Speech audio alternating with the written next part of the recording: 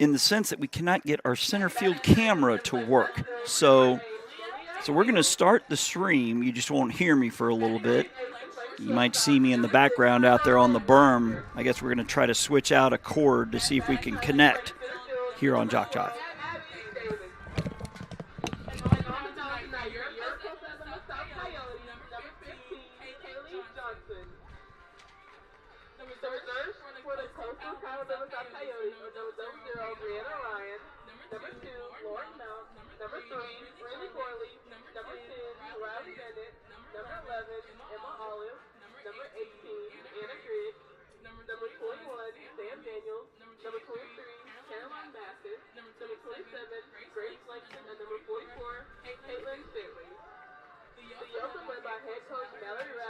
Is not working. Well, at least the good thing here at the softball field is that the internet connection is fine. It has been a nightmare at the baseball field all season.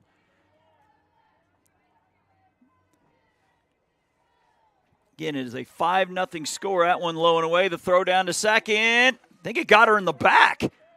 And she will head to third and stay there.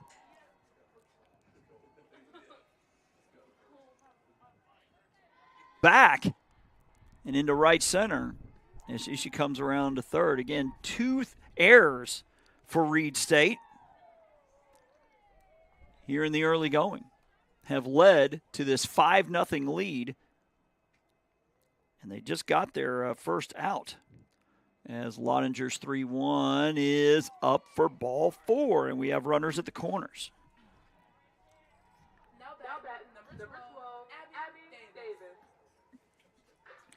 Abby Davis, A-B-B-I-E, to the plate.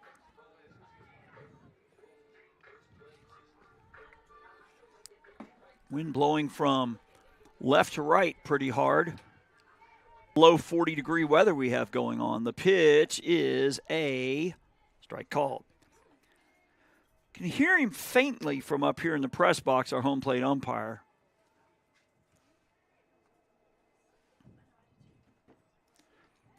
Every now and then you'll get one that's a little more demonstrative. It's not the level of Leslie Nielsen from the Naked Gun movie, but it's close. That one low and away.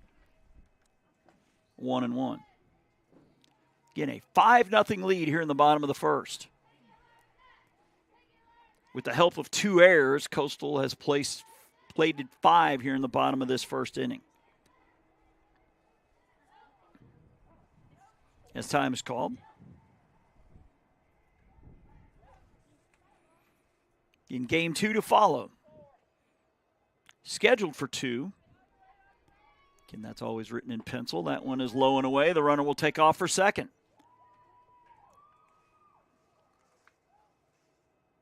It's Lottinger with the stolen base.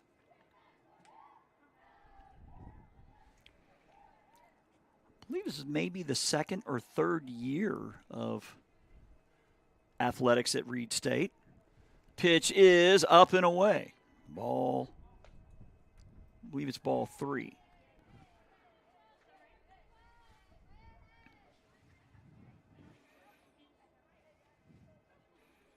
And we'll have Coastal South basketball later tonight. It'll be a little warmer than this.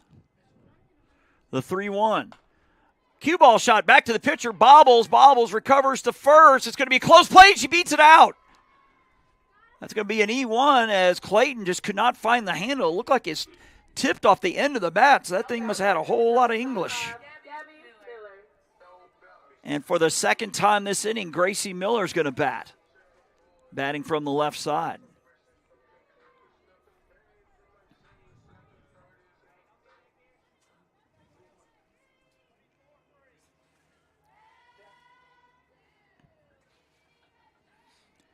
The pitch up the middle, a base hit. One's going to score. Coach Radwich will put the stop sign on number 6, Lottinger. So station to station, it's now 6-0. Taylor Hunt, for the second time this inning, will bat. The 11th batter of the inning. It is a 6-run bottom of the first.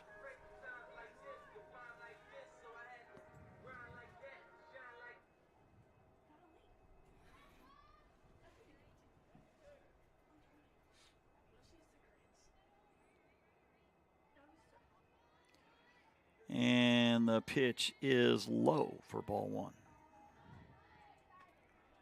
Appreciate you tuning in on this Thursday afternoon. Hopefully you're a little warmer than all of us here.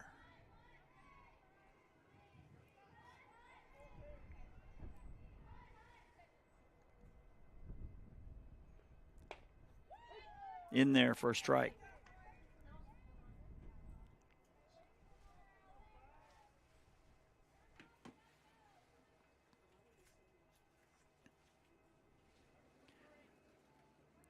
Clayton could use a ground ball to a middle infielder in the worst way right here. The 1-1 pitch. That one hit high to the right side. First baseman giving it a look, but it will get out of play. Count now, a ball and 2 strikes.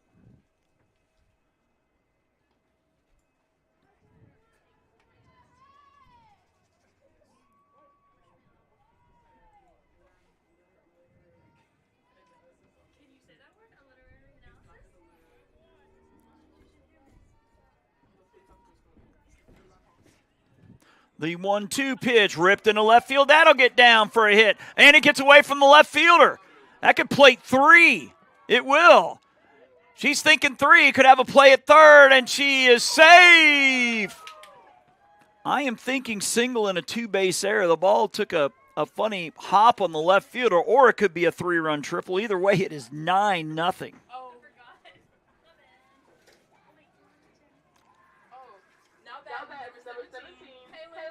England, the left fielder out there, like I said, it hit the ground and it spun away from her, allowing 3 runs to score. I believe this is Parker batting, the 12th batter of the inning. And that is a strike called to Kaylin Parker.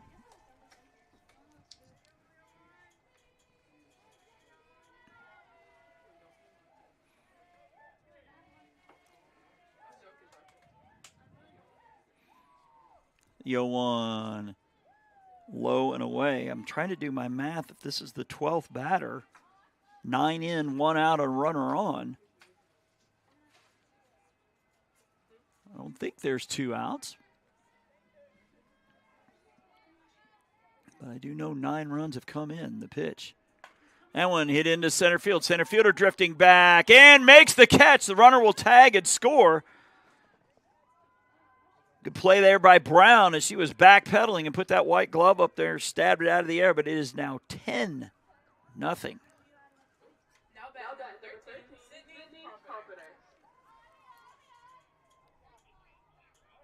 Sydney Carpenter, number 13, batting from the right side. A 10-run inning.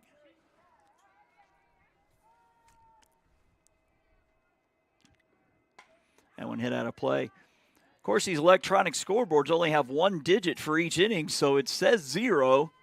But then you roll to the right, and you see the 10 spot up there for Coastal South.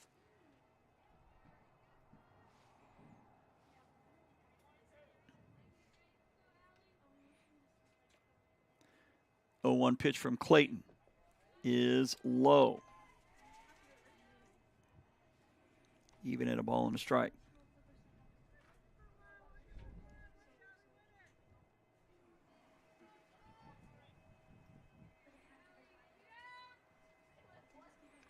The 1-1 pitch, fouled off the netting, now a ball and 2 strikes. I've seen him every now and then. You can see bottom right of your screen, someone's in one of those, kind of looks like an old phone booth where you can zip it up and try to stay warm. The 1-2 pitch is up and away. Of course, I don't think you could put one of those little electric heaters in there because you may catch it on fire or melt the plastic on it. But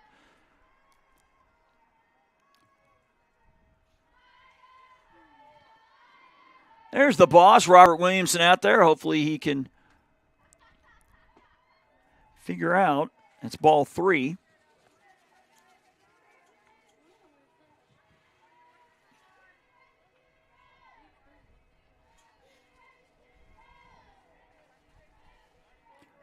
Not sure if he has a game in Monroeville tonight or not, but The 3-2 pitch. That one hit well to center. That's got a chance. The center fielder is going to watch it fly out of here. Home run makes it 11-0.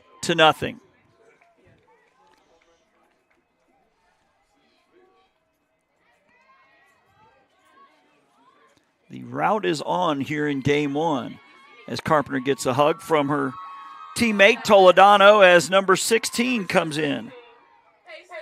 Payson Hansen. The 14th batter of the inning.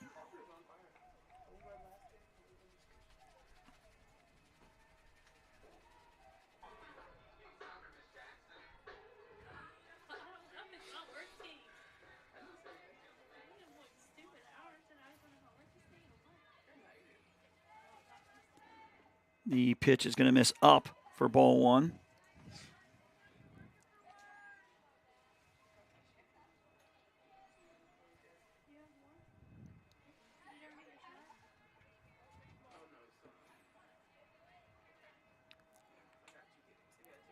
One ball pitch is going to miss low. Looks like Robert's got his Coastal Alabama sweatshirt going there. Unless he's an Alabama or Florida State fan, I can't tell.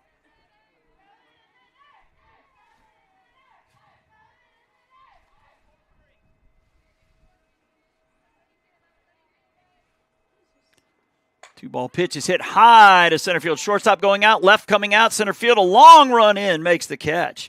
And the bottom of the first for Reid State has finally come to an end, but not before Coastal South plates 11 runs. Into the top of the second. 11-0 South here on JockJive.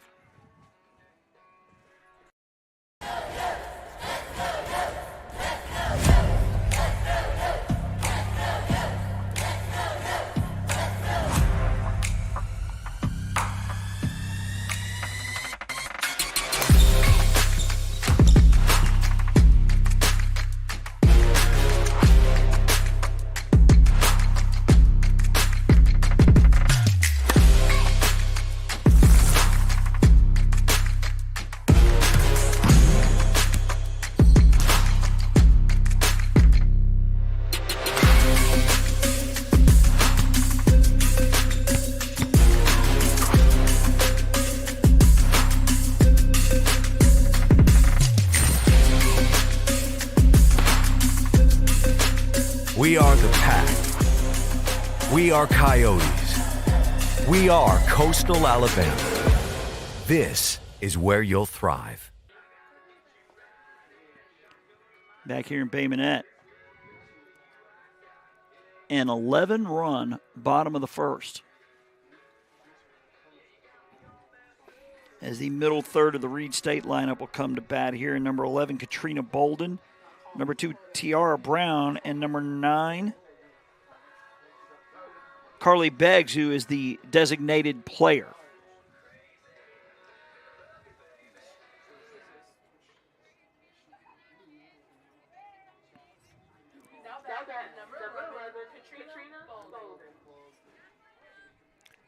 As Johnson will, after pulling up the sleeves a little bit, will look at the wristband and fire the opening pitch here. The top of the second, it is ball one inside.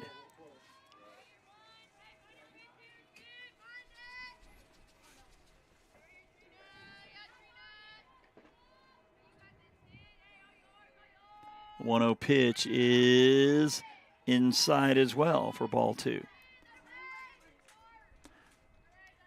Speaking of Robert Williamson out there, encourage you to like us on Facebook. JockJive Sports is the address. That one ripped out of the reach of the shortstop and third baseman. A leadoff single for Bolden.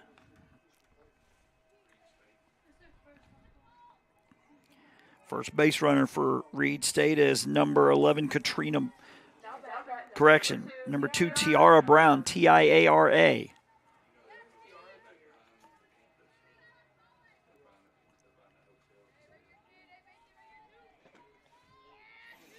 The pitch is up, ball one.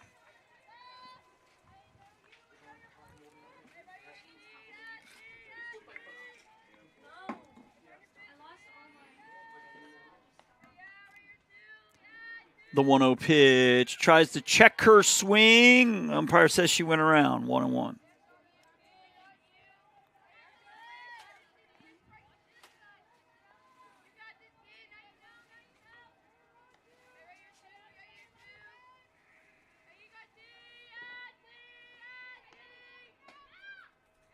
Pitch up and away for ball 2.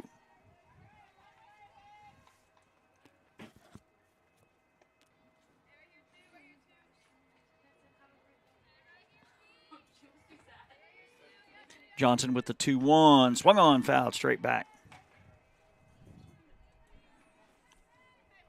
The Coyotes and the Lions doing battle here in Bay Minette.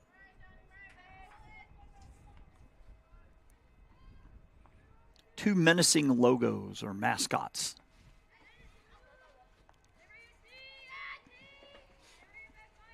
The 2-2 pitch. Ground ball to short, could be 2. To second for 1. To first is... I think we're going to have a double play. I think the lead runner slid in to the second baseman. So that's going to be a double play.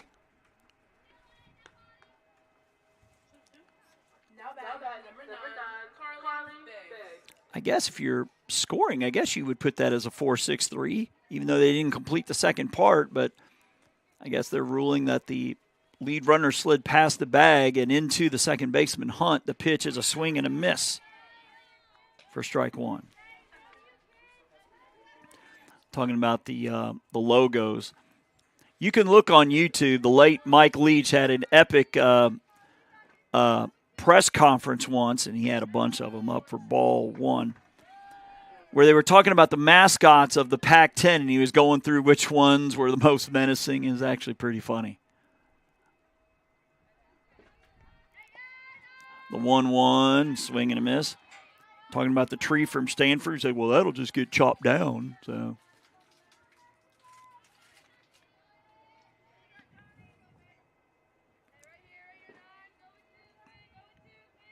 1-2 pitch hit high to the left side. Third baseman is going to run out of room as that hits the top of the Coastal South dugout.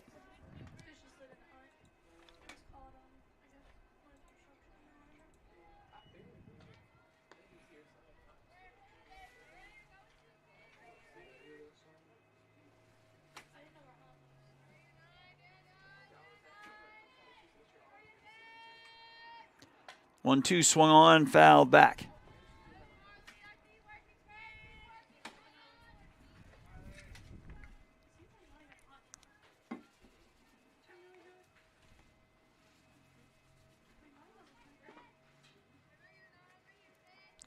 That one popped up to the right side. First baseman going to give it a look, and then it'll get fouled out of play. An 11-0 lead here in the top of the second.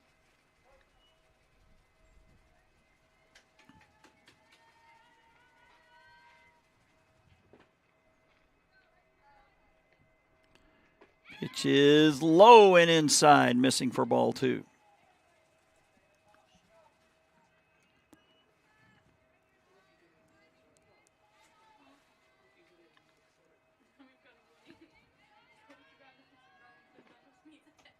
The 2-2 pitch is going to miss low for ball 3.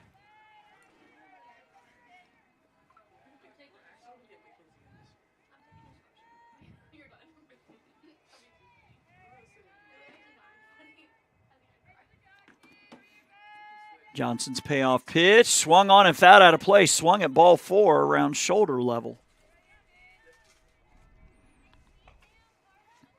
And this is Carly Beggs, the DP. Of course, batting for Alford, the pitcher. Which puts Savannah England in the on-deck circle. Again, an 11-run bottom of the first for South. The payoff pitch, fouled back.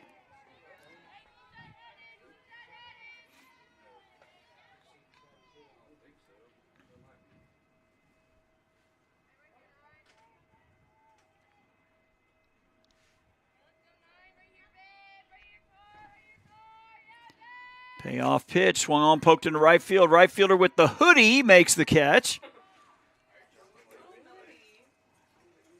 Imagine that is Gracie Miller out there for out number 3. So an inning and a half in the books. We go to the bottom of second. It is all South, 11-0 here on JockJive. You've started this journey by yourself, but you won't have to go it alone. Because now you're a part of something, a community that wants you to succeed, thrive. Here, you'll discover found family, fellow travelers, coyotes. That's the pack. That's coastal Alabama.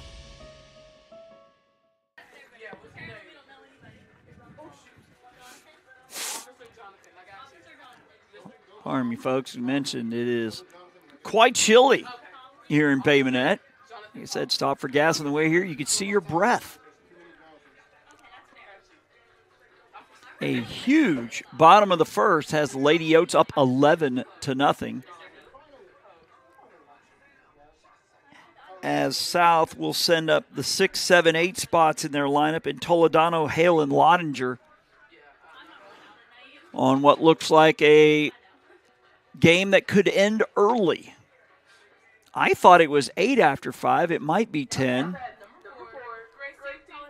Either way, the Yotes have it covered right now at the moment at 11-0.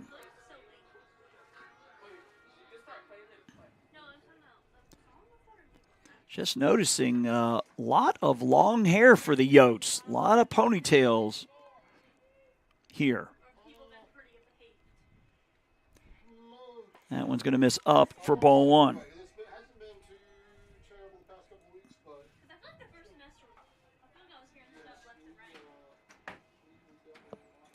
Everybody meet Mr. Robert Williamson as he comes into your camera shot right there. The 1-0 pitch is up. Oh, they called it strike. 1-1.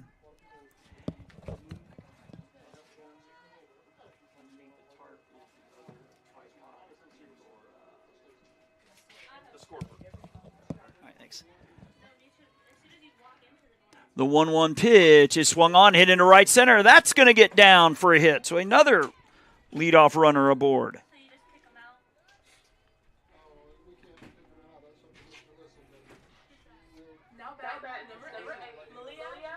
As Malia Hale to the plate. We were mentioning earlier that we'll have Coastal South basketball here in a few hours.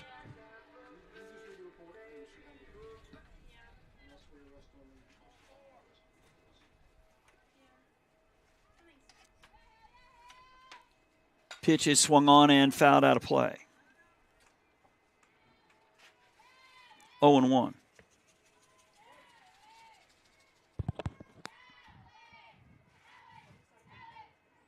Again, an 11-run bottom of the first for the Yotes. The 0-1 is going to miss up and away. 2-1. Again, the wind blowing slightly from left to right.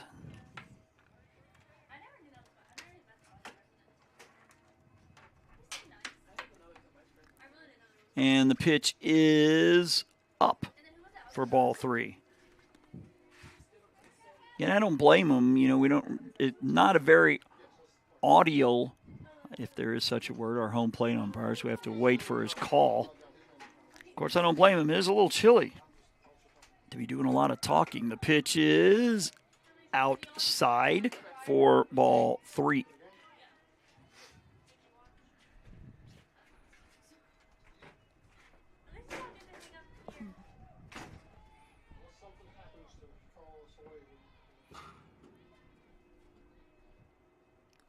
The 3-1 pitch checks her swing. It does not go around. Are they going to check? Base umpire says no. And we have runners at first and second with nobody out.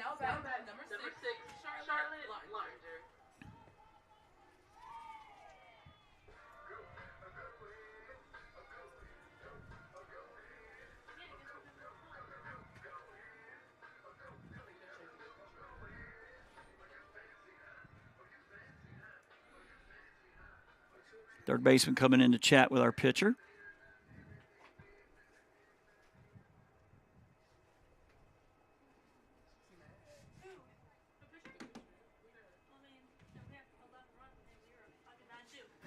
I don't know if we're going to have another pitching change, but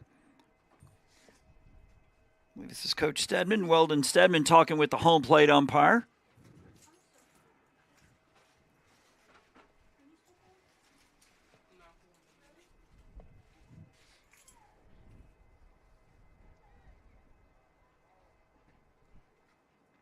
Also mentioned JockJive also on X and Instagram.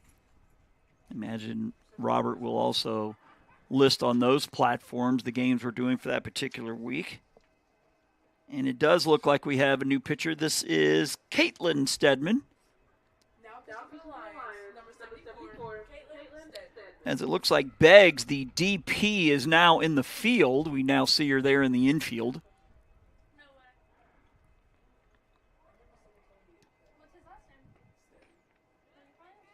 Shelby Allen, the assistant coach. I imagine that's her in the red coming out.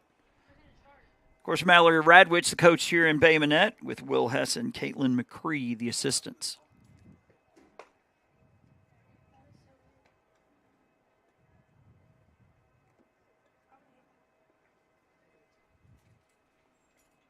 So this is Reid State's third pitcher of the day.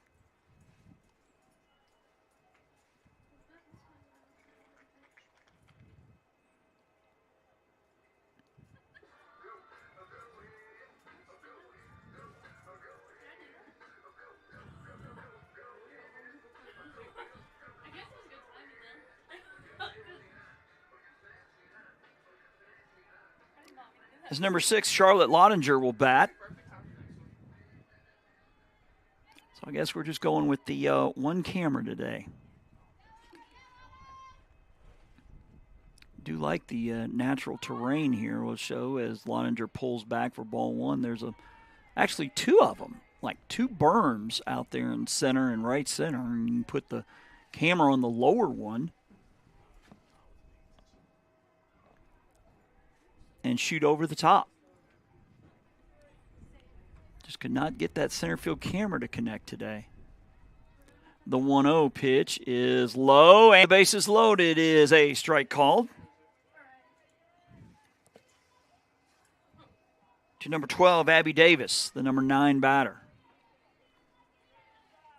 Again, an 11-0 lead here in game one of our scheduled doubleheader. That's off the end of the bat, fouled off to the right side, 0-2.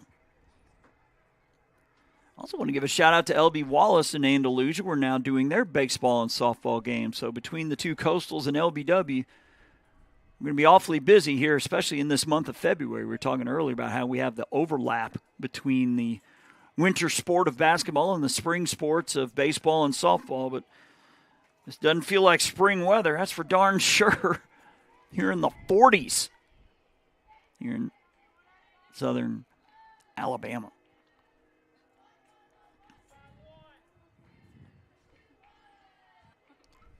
The 1-0 pitch is a chopper foul to the left side.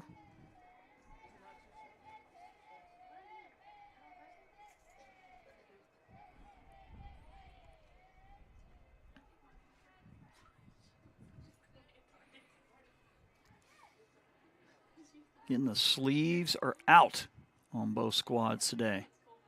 Understandably so. A lot of jackets, a lot of hoodies and blankets in the stands. That one's going to miss up and away for ball 2. 2-2.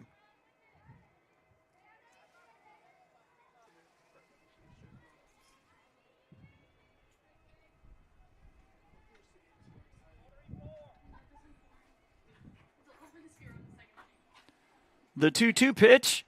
Back up the box. That's a base hit. One will score. Coach Radwich will, well, I guess she put the stop sign on the runner at second. If it was at third, she ran right through it. That's a 2-run single, and it's 13-0.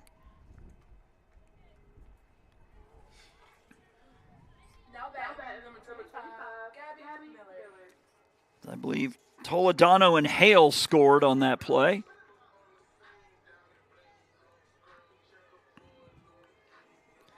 Gracie Miller batting for the third time today, and we're only in the second. The pitch back up the middle. Pitcher he thought about going to third, but nobody was there, so they'll go 1-3. The third baseman was in, maybe anticipating a slap bunt. but Stedman had enough time to throw to first for out number 1.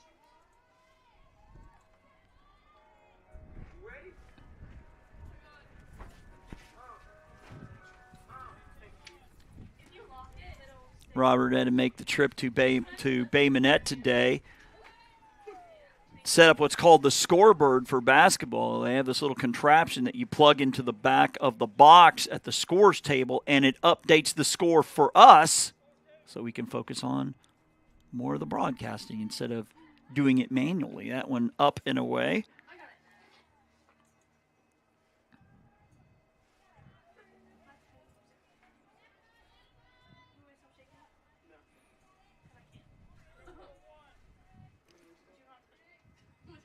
The 1-1 pitch is a strike called, as I almost said, low.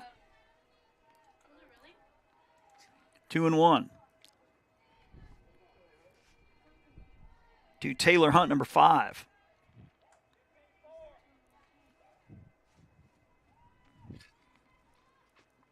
Pitch a cue ball shot, caught by the first baseman from a knee. First baseman had to go down on it. Number 11 is Katrina Bolden. Looked like she had thoughts from a knee to try to fire to second to get the double play, but the runner got back. First base now open for Kaylin Parker, number 17, Kailin. And 2 more have come in here in the second. That one hit to right field. Right fielder drifting back makes the catch for out number 3. Hit right on the screws to the right fielder. Right. So 2 innings in the books. It is all Coastal South so far. 13-0 here on JockJive.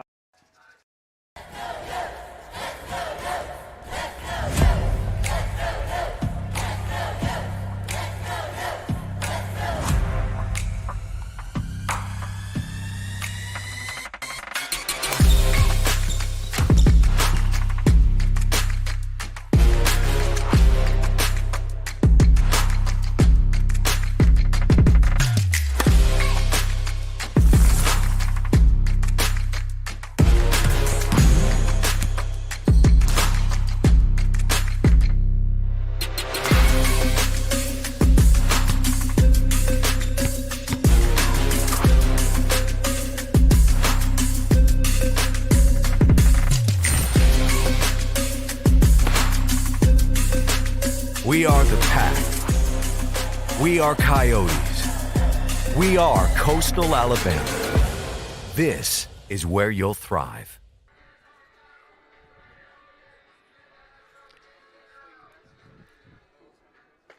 Kaylee Johnson with her final warm-up pitches here in the top of the 3rd.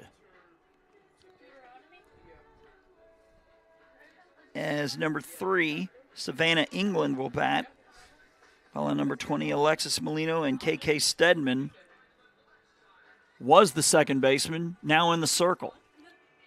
Reid State has used 3 pitchers so far.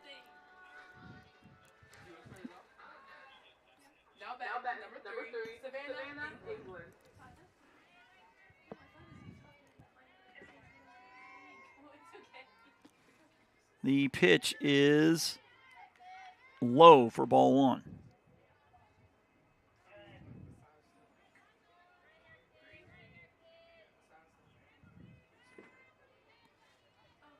One-0 pitch, missing low and inside.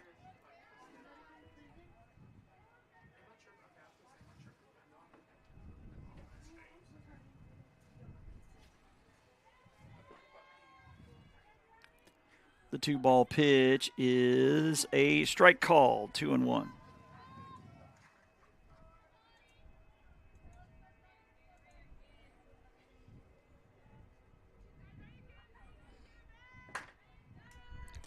The 2-1 is fouled off. 2 balls, 2 strikes.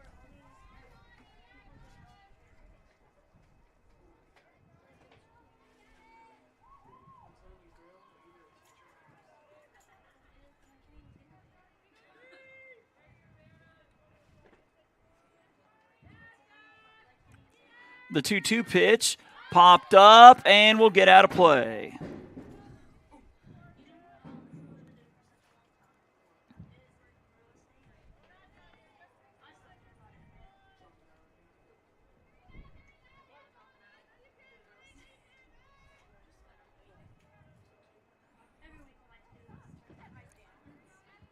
Johnson's 2-2 pitch is strike 3 called.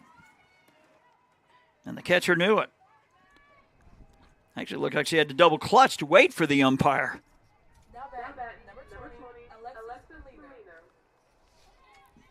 Looks like Caroline Mathis, number 23, behind the plate. Correction, I think it's Carpenter. No, it is number 23. Caroline Mathis. The pitch is inside for ball 1.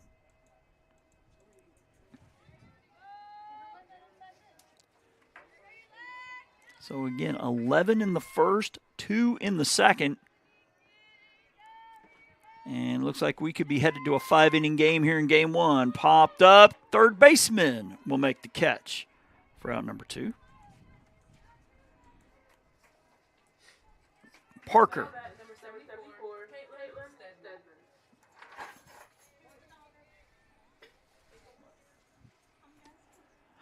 Stedman from the left side. And in there for a strike.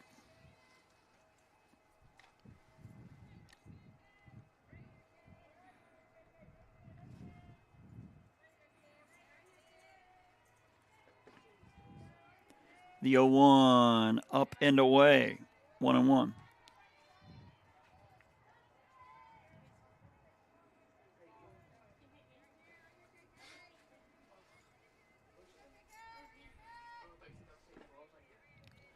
The 1-1 in there for strike 2.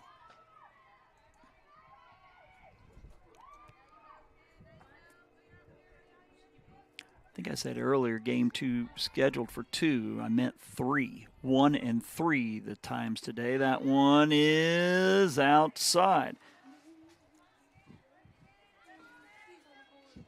And I'm thinking there's a chance if this one ends early, and of course you have about the 25-minute break or so in between games. The 2-2 pitch popped up left side. First baseman giving it a look, but that's going to hit off the top of the Reid State dugout down the first base line. In a bit of a chilly day here in Bay Minette.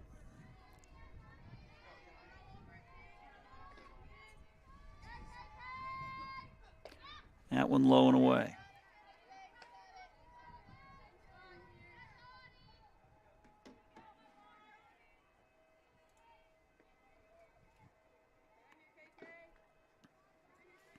Says it's 41 in Bay Minette. Feels like 33. The ground ball to third, or to first rather, the 3 unassisted. So a 3 up, 3 down. Correction, they did get 1 base runner here in the third. We'll head to the bottom of the third. 13-0 here on JockJive.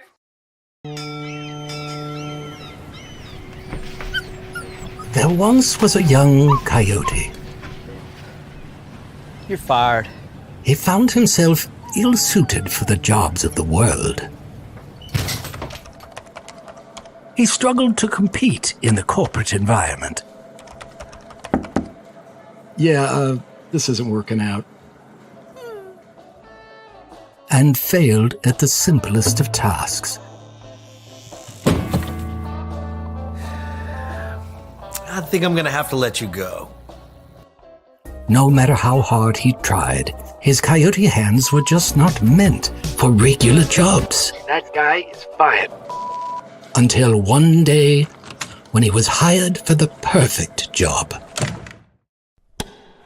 To become a mascot.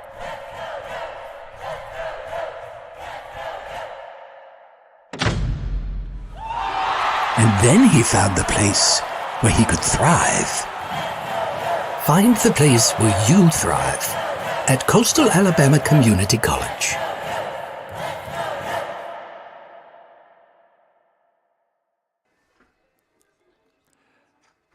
In between that last spot you saw for Coastal Alabama, we saw Mallory Radwitz, head coach for South, going over some issues on the scorecard with our home plate umpire, which has me thinking we might be seeing some pinch hitters here in the next inning or two. We did mention that Mathis, number 23, is now behind the plate for Carpenter.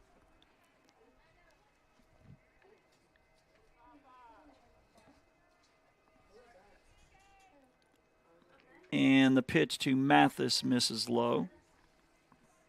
Mentioned the DP for Reid State. Beggs is now at second. For Stedman, who was there, is now in the circle. She's the third pitcher for Reid State. Here in the bottom of the third, 1-0 pitch is up and away.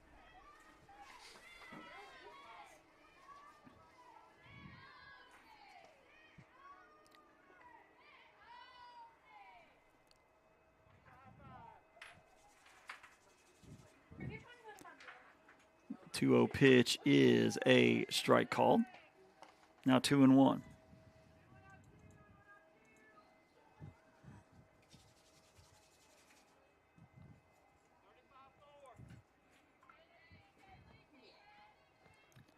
The 2-1 takes strike two. 2 balls, 2 strikes.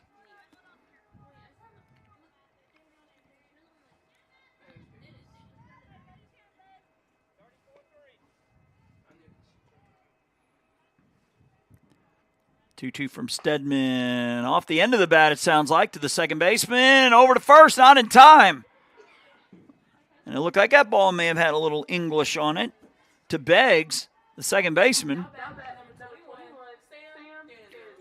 And as we mentioned, some pinch hitters here. Number 21 is Sam Daniels will bat.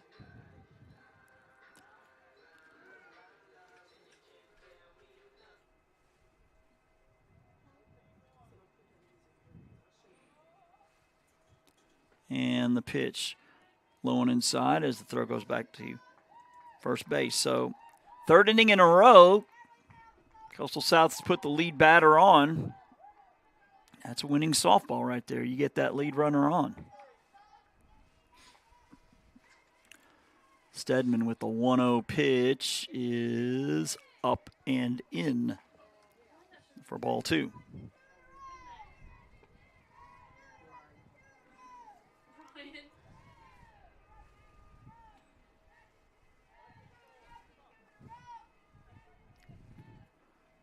The 2-ball pitch low, and it gets past the catcher.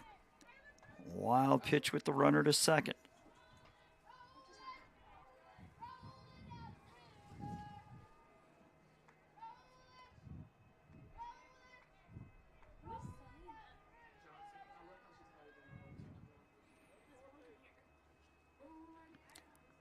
Stedman hunched over and fires the 3-0. It's going to be up and away for ball 4. Now 2 runners are on.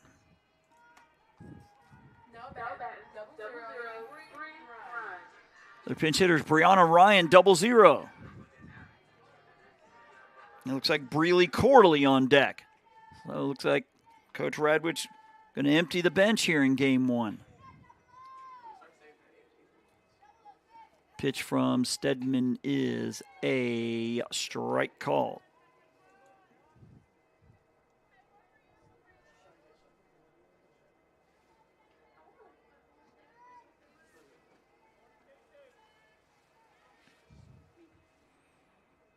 The 0-1 is low. Throw back to first. Oh, and the first baseman wasn't ready. And it goes into right field. They will hold the runner at third. Lucky didn't hit the first baseman in the face. Now it gets away from the catcher. So I guess 2 errors on 1 play makes it 14-0. Like I said, the first baseman wasn't ready, and the catcher fired down. I could have been really scared if that ball was any higher. As I believe Laney Moss, the shortstop, is going to bring the infield together, try to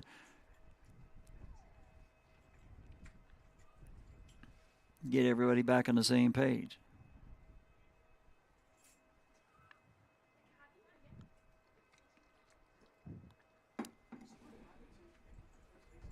So South has scored a runner in every inning. Again, 11 in the first, 2 in the second, 1 so far here in the third with a runner at third.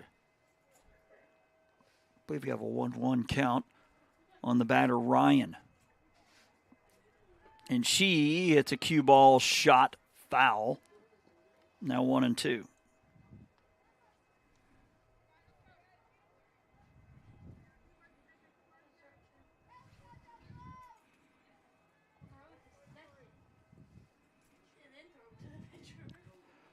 Stedman's 1-2 is hit well to center field. Center fielder going back and in and out of the glove as a run scores. It was hit hard, but I'm leaning toward E8. It was in the glove and squirts out to make it 15-0.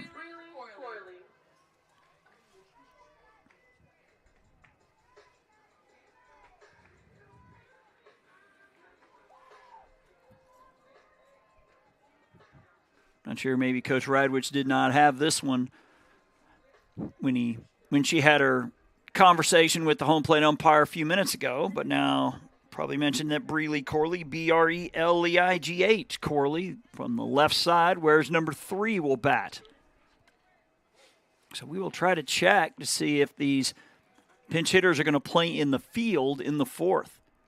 As infielders are in, as Corley gets it down off the diving pitcher to the pitcher.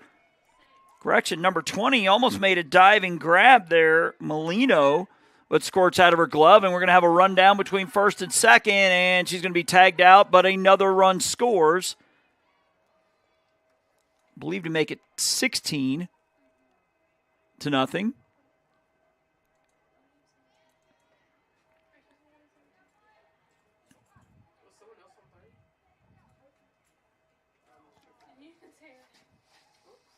As number 6, Charlotte Lottinger to the plate.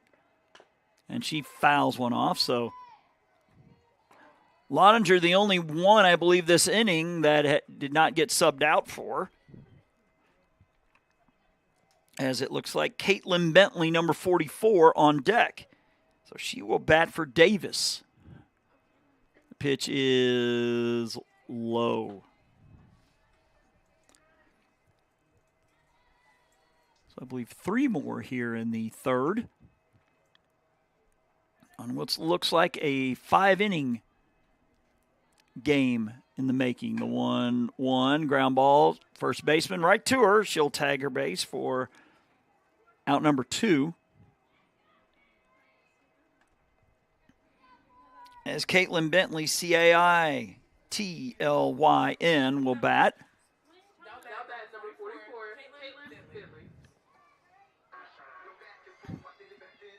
It looks like Riley Bennett, number 10, is in the on-deck circle. So it looks like almost every Lady Coyote is going to get into the action here in Game 1.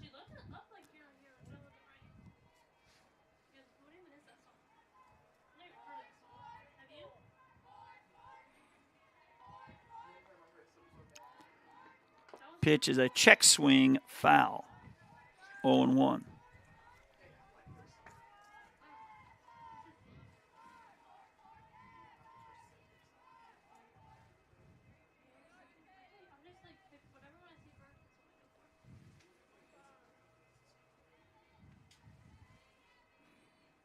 The 0-1 is fouled off.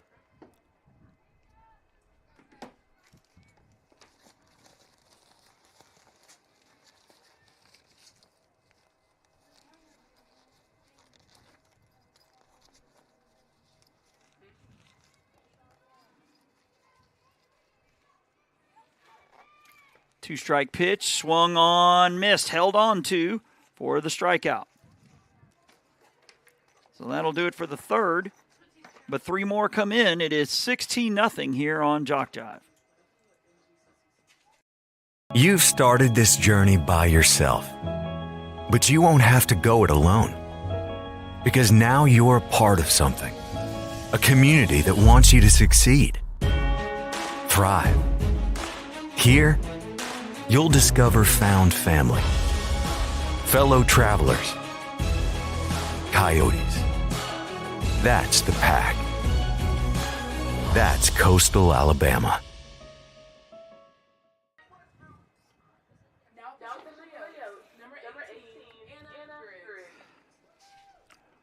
So the subs continue as Anna Griggs, number 18, in the circle for Johnson. I'm going to look around the infield. We still see Kaylin Parker at 3rd. It does look like Brianna Ryan is taking over at first, 0-0. We still see Hunt, number 5, out there at 2nd. Lottinger still at short.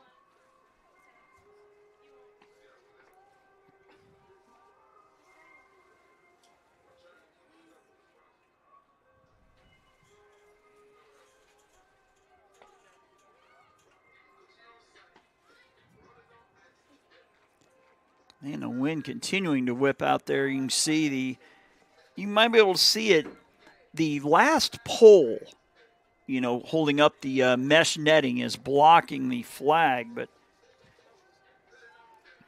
I'll try to pan over a little bit. You can see it whipping out around there.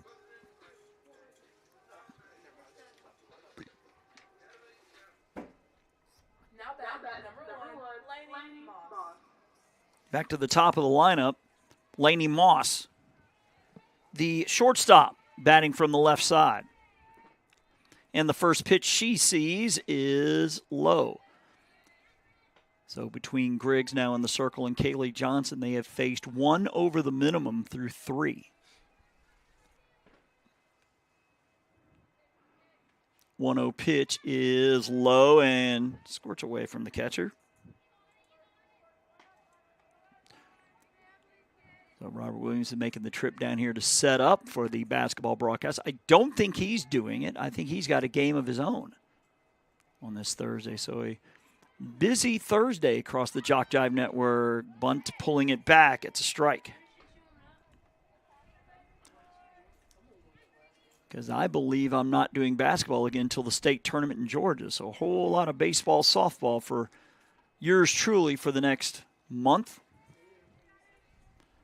The 2-1 from Griggs. The bunt is fouled. I think the count now 2-2.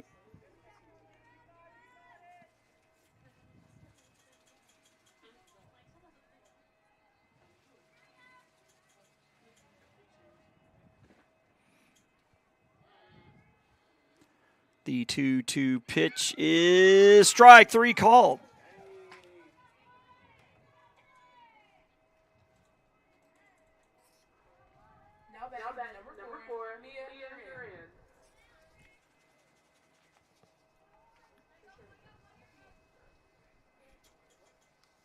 Mia Duran, the catcher, whereas number 4 will step in. 1 out here in the 4th. The pitch is up and in for ball 1.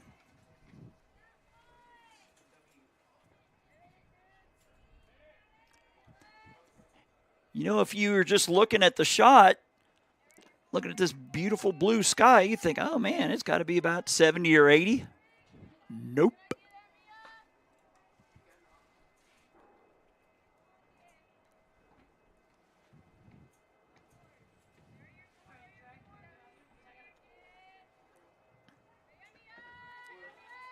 The 1-1 pitch is outside.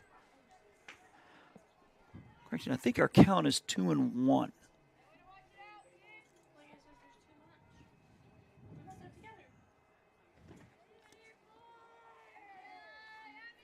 The 2-1, back up the middle, knocked down by the pitcher. Can she get to first? Yes. Griggs, I think it bounced off her leg. Looks like she's going to be all right. She shuffles one over to Ryan at first for out number 2.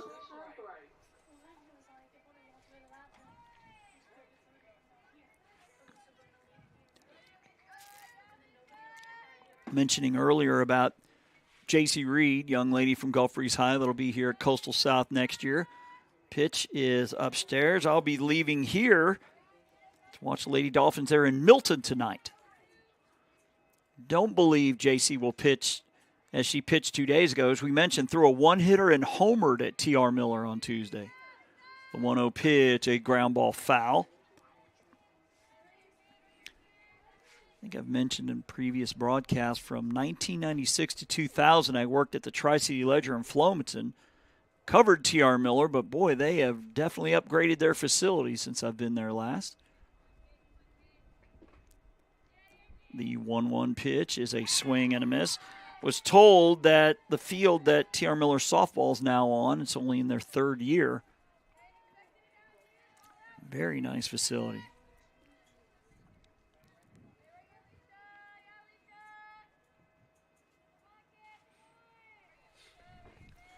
The 1-2 from Griggs is fouled off.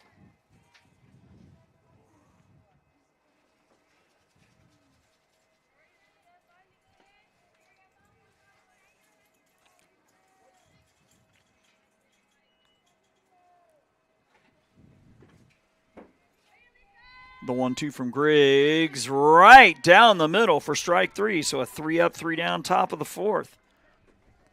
We will go to the bottom half of inning number 4. It is all South in this one, 16-0 here on JockJive.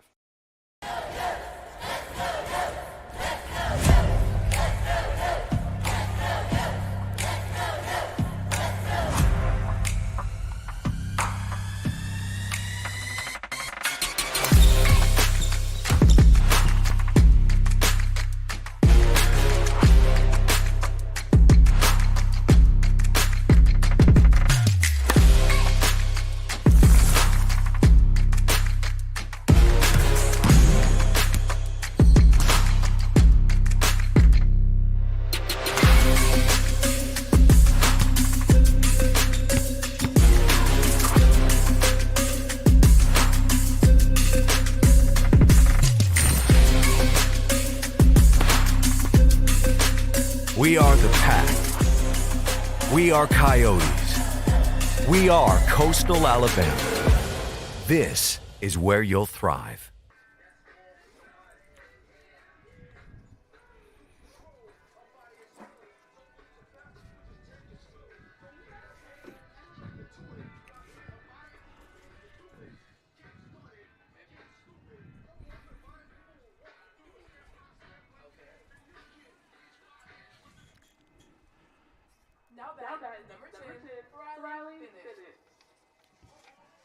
Number 10, Riley Bennett will lead off the inning.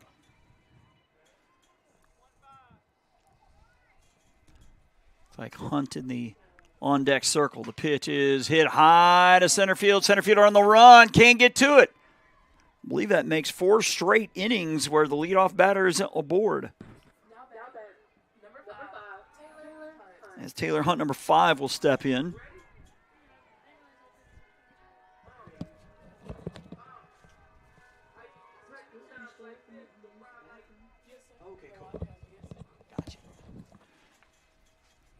Pitch to Hunt is up and away for ball 1. So we will keep the stream going in between innings. We'll just turn the headset down for about 20 minutes or so. Then you'll be able to see when we get back for game 2 with Coastal South and Reid State. The 1-ball pitch is up and away, ball 2.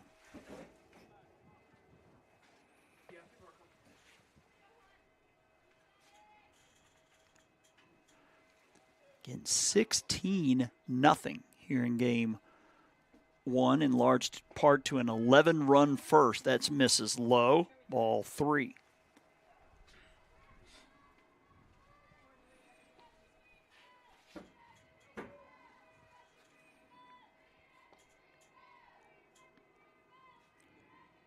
The 3-0 taking all the way. It is strike 1.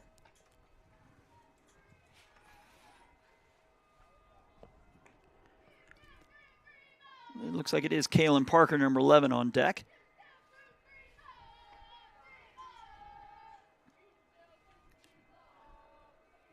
Stedman's 3-1 is a ground ball past the diving shortstop into left for a hit. Good effort there by Moss. Try to knock it down, keep it on the infield. Now that number 17, Kalen Parker. Kalen Parker to the plate.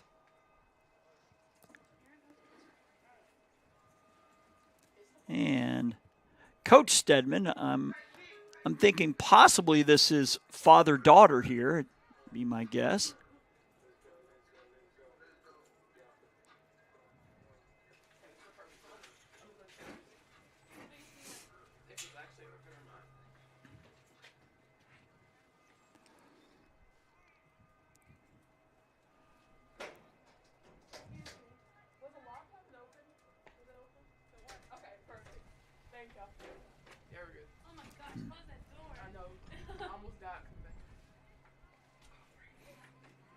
And back to the action. On a clear but chilly day here in Bay Minette, the pitch is up for ball 1.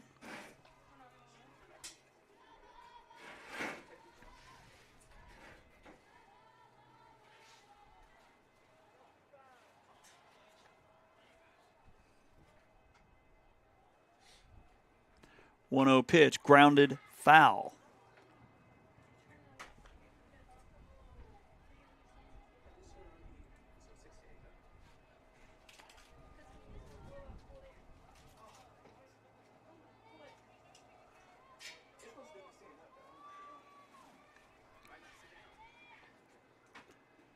Pitch is low.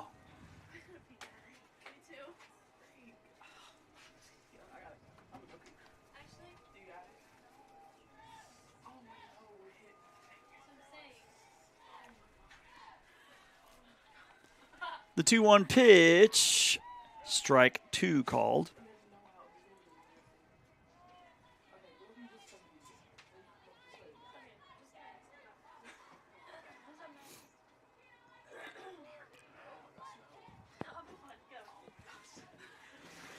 The 2-2 hit into center. Center fielder on the run will make the catch. Just looking at the other games, it looks like Chat Valley at Coastal North. That's where Robert, I believe, will be later today. And then Lawson State here at Coastal South. That'll be in basketball later. So a lot of action between the Bruton and Monroeville campuses of Coastal Alabama tonight.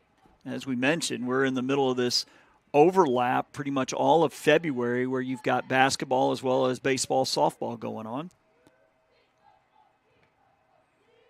The pitch hit well to center. Center fielder going back, and she's going to watch it fly on out of here. Caroline Mathis touching them all. It is 19-0 with the 3-run shot. I believe that's the second homer for Coastal South today.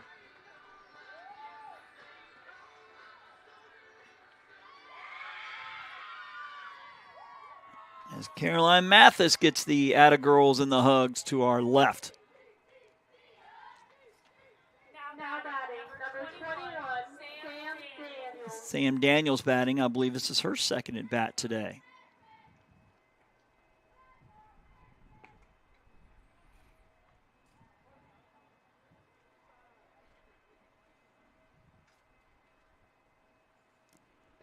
Pitch is swung on, fouled out of play.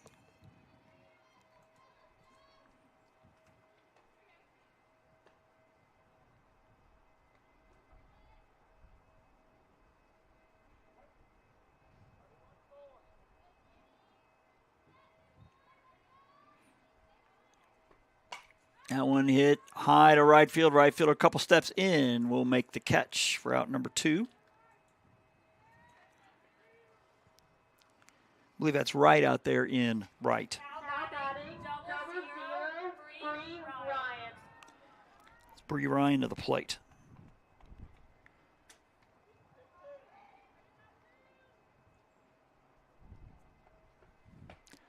Up and away.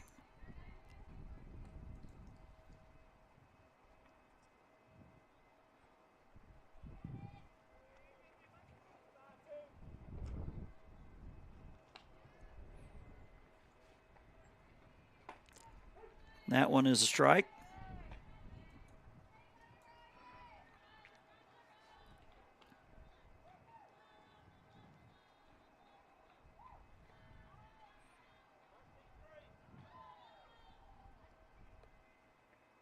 The 1-1 missing.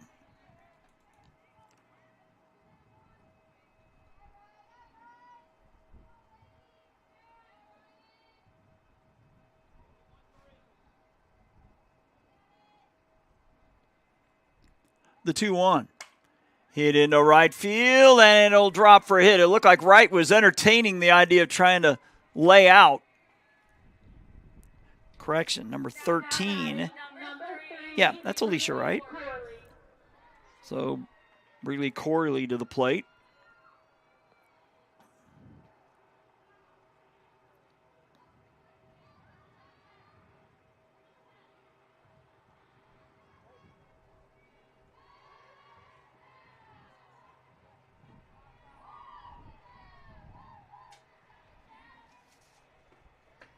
That one low and away. Ball 1.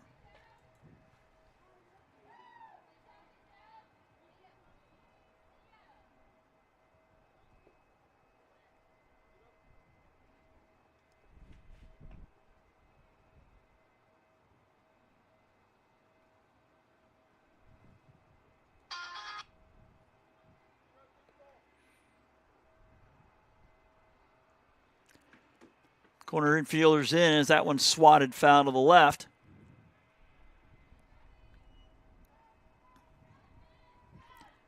It's Molino over at third, about 3 or 4 steps in from the bag. Looks like England almost even with the pitcher at second. Shortstop in as well. First baseman playing back. The pitch back up the middle. That's a hit. They will bring the runner around. The throw to the plate, not in time. Throw to second, not in time. 20-0. Now batting, number 6, Charlotte Lottinger. Lottinger, the shortstop. Position number 6, if you're keeping score, number 6 on the back of the shirt. And Lottinger will take a ball up. Believe it's 2 outs.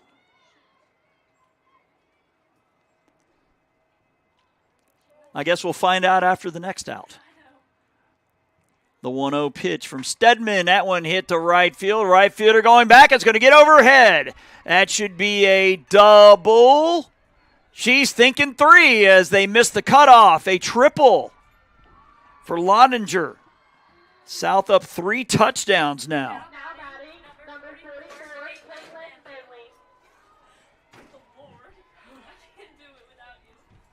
It's Caitlin Bentley, number 44, and there is 2 outs. We saw our home plate umpire flash the 2 fingers, so thank you, Mr. Ump.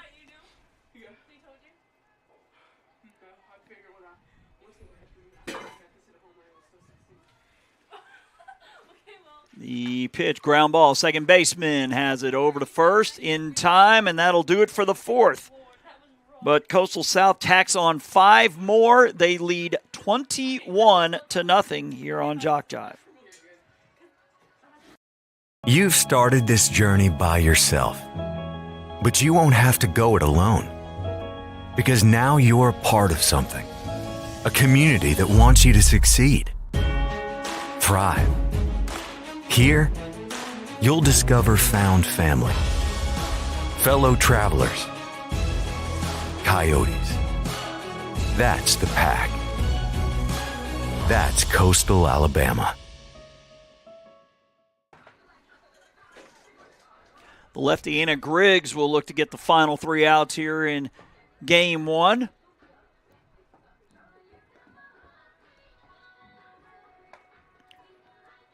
I am imagining we're looking at possibly 3:15-ish for the start of game 2. As we mentioned, that game 2 score is always in pencil because it depends on how quick the first game gets done. If you notice on the ACCC athletics page, baseball usually has 2.5 between their 2 games, where softball just has 2.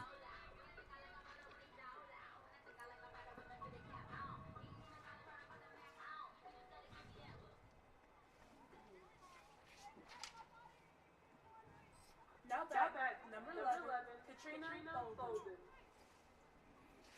So Roberts getting stuff set up in Bay Minette, and then we'll zip back up, I guess, 21 to get up to Monroeville tonight.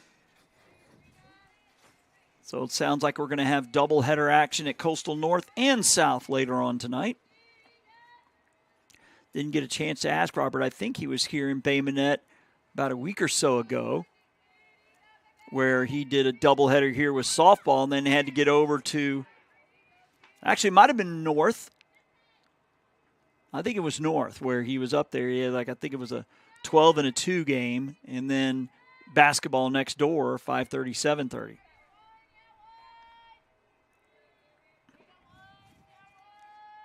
The 1-0 pitch is a strike call.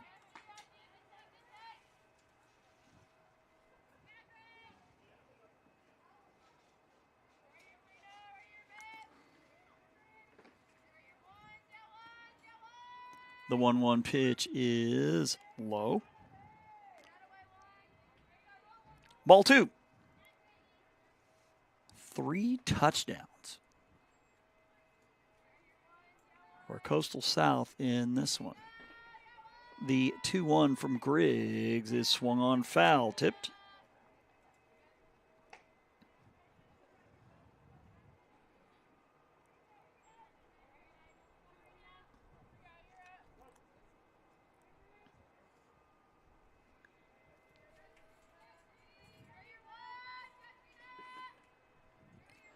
The 2-2.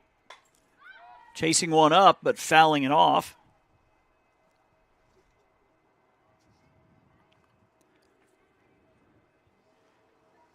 Is Katrina Bolden, number 11. She's the first baseman.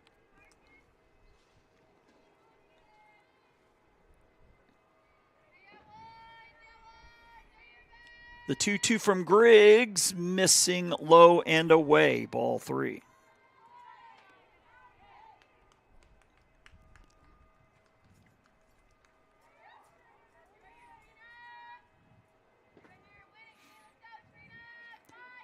The 3-2, low and away, ball 4. So Bolden reaching. I believe this is the first time Reid State has put the lead runner on. It's Tiara Brown, the center fielder, to the plate. Interesting, the red hair on Brown matches the color of the number and the trim on the Reid State uniform. That's a chopper. Third baseman has it. To second for 1. To first, not in time. So the fielder's choice will go 5-4 for out number 1. Now back number 9, Carly Biggs.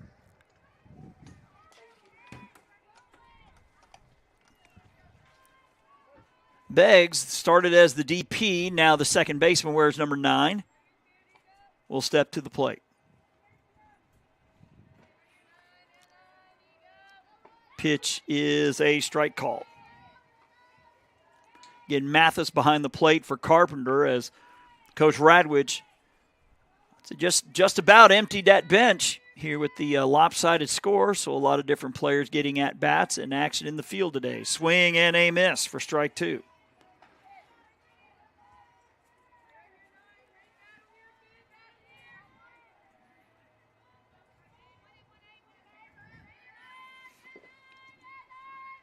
Oh-2 from Griggs is a chopper. Third base, they'll try it again. No, they're going to go to first this time for the 5-3 as the Speedy Brown gets to second.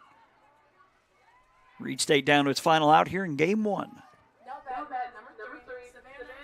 Number 3 is Savannah England stepping in.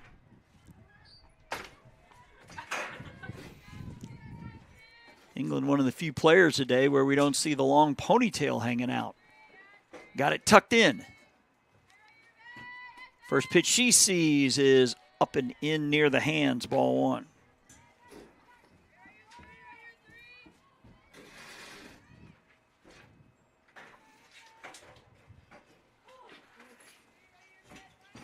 One 1-0 pitch up and away for ball 2.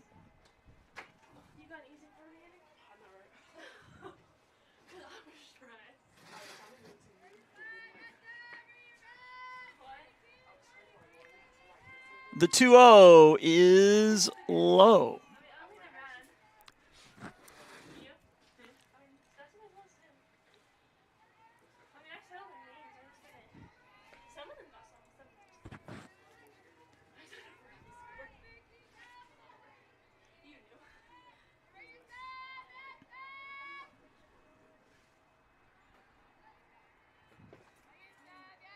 Griggs with the 3-0. Taking all the way, and that misses for ball 4. So Reid State with 2 runners on. I believe it's the first time today. It's Alexis Molino, M-A-L-I-N-O, to the plate, batting from the right side.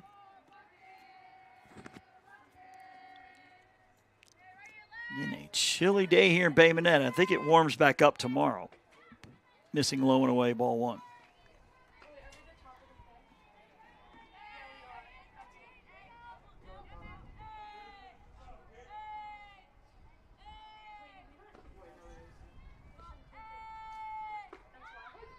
That one a strike called.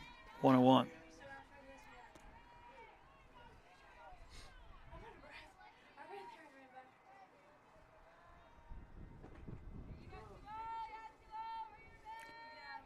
That one ripped. Nice play by the shortstop. Underhands the second for the out, and that will do it. So it'll be a early end to this one as Coastal South rolls 21-0 over Reid State. Again, we'll turn down the headset for a bit.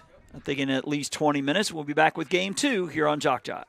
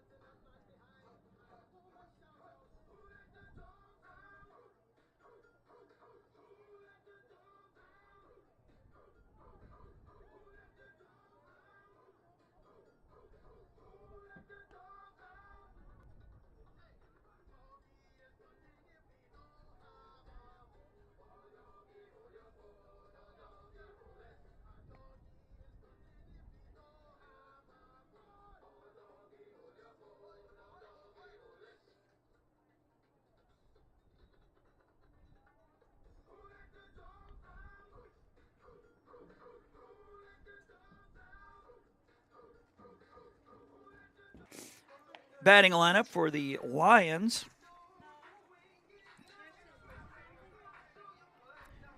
I think they'll be facing pitcher Lauren Mounts, number 2. Lainey Moss is number 1. She'll be the shortstop.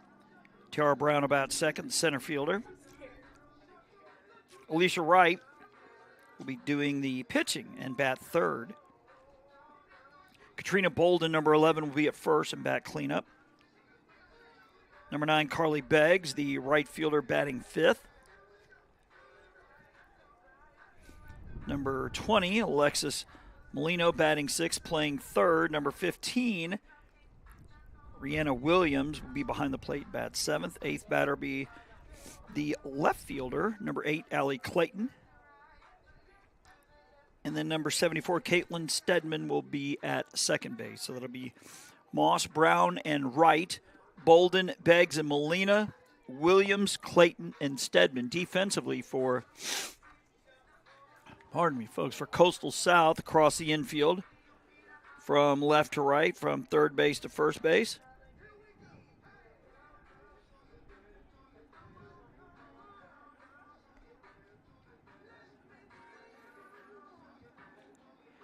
From left to right, from third to first, will be number 23, Mathis, will be at third. Lottinger, number 6, back at shortstop. 16, Hansen will be at second base, and Ryan, 00, will be at first. The outfield from left to right, number 8 is Hale. Number 12, Davis, and number 10, Bennett. Behind the plate is Gracie Miller. Lauren Mounts on the mound.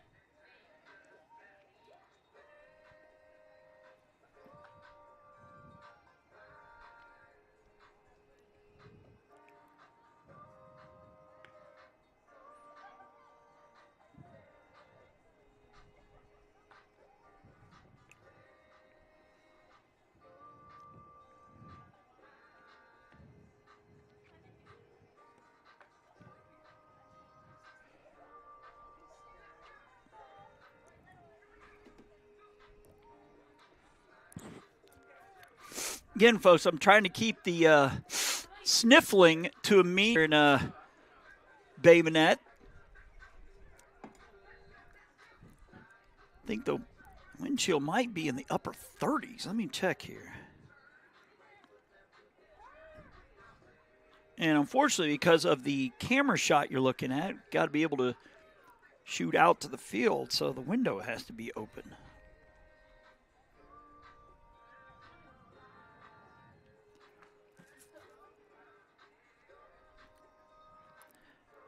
Says it's 42, but it feels like 35 here for game 2.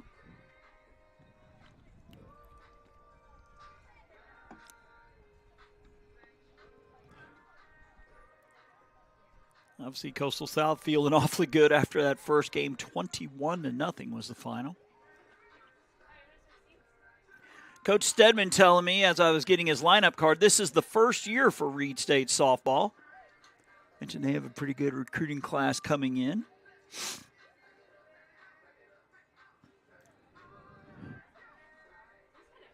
And a shout out to Dr. Lonnie Burnett, who was up here earlier. Vice President of Coastal Alabama, was taking in the game. Like I said, I cannot recall if we've met personally yet, but Daniel Head, we want to give a shout out to him. He's the AD over Coastal Alabama here, and been a big supporter of JockJive in recent years. Cannot recall. I think we've been doing their games since before the pandemic.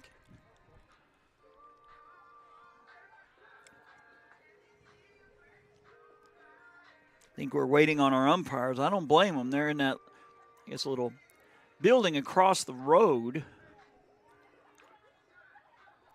I was mentioning late in the broadcast of Game 1 that I was thinking about 3:15-ish for the start of this one.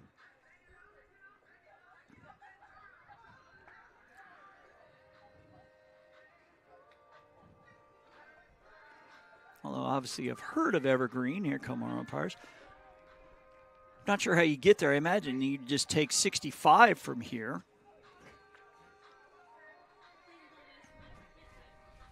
Maybe go, on to 31. And then you can hit 65 that way to get back home. But it's not a far drive. I'd say hour-ish or so.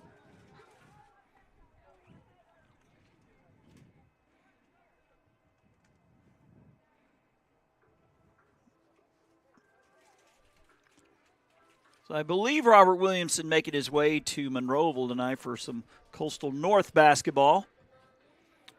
One thing is for sure, you'll be warm there. The heater definitely works in Monroeville. It is nice and toasty warm once you step inside there. Of course, you're not going to mind it today. In fact, you got to get out of your car to get into the building. I'm imagining that the wind chill will get back down into the 20s tonight here in Bay Minette, but I believe it'll warm back up after that, after, a little 48-hour Arctic blast. At least for us, it's Arctic blast. Maybe not so much for other parts of the country. Like I said, as mentioned earlier, I think it was in Bismarck, North Dakota, the wind chill was minus 54. My goodness. As our referees make their way out, you see Coach Radwich out there. I was telling her the good news of one of her, her recruits this year. I mentioned to her J.C. Reid with the one-hit shutout and a home run. Told her, I said, hopefully she'll be bringing that to you here the next 2 years. She says, she better.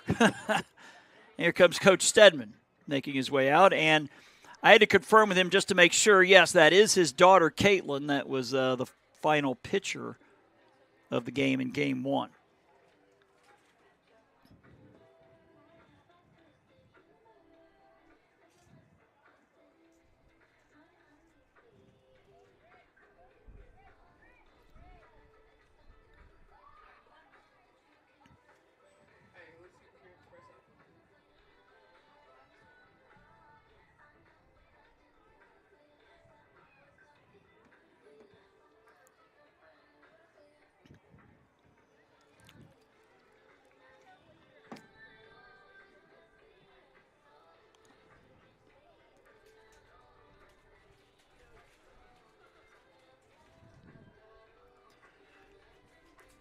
Mentioned because of the lopsided score in the first game, a lot of reserves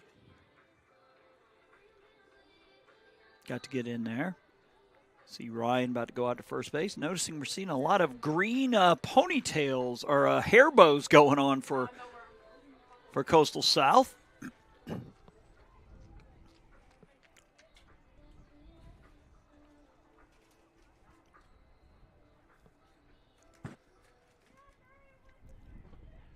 As the Lady Oats take the field here for Game 2. Looking for the sweep. They won 21-0 in our opener. Plating 11 in the first inning of Game 1.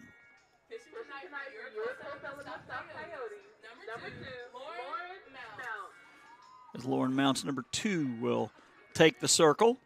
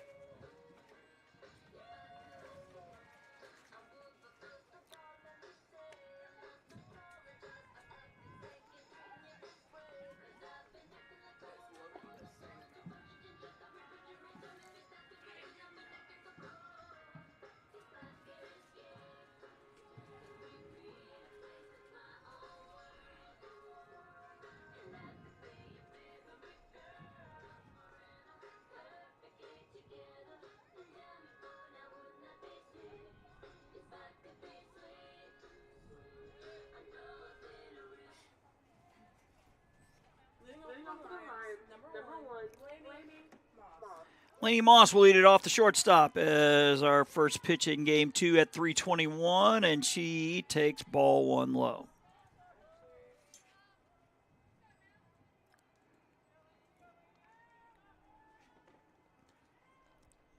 Pitch is in there for strike 1.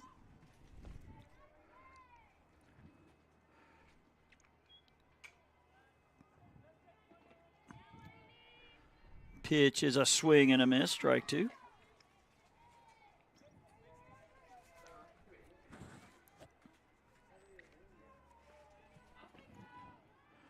The 1-2 pitch, swung on, foul back.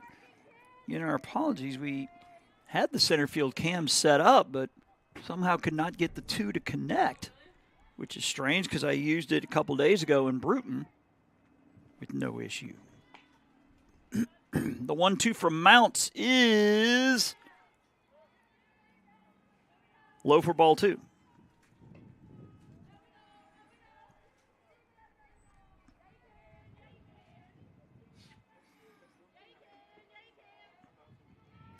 The 2-2 is a ground ball past the diving left field, or the third baseman to left field for a hit. So a leadoff single for Moss, just out of the reach of the diving Caroline Mathis over there at third.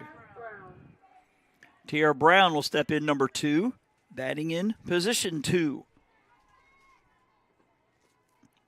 Should be the center fielder in the bottom of the first as she takes strike 1.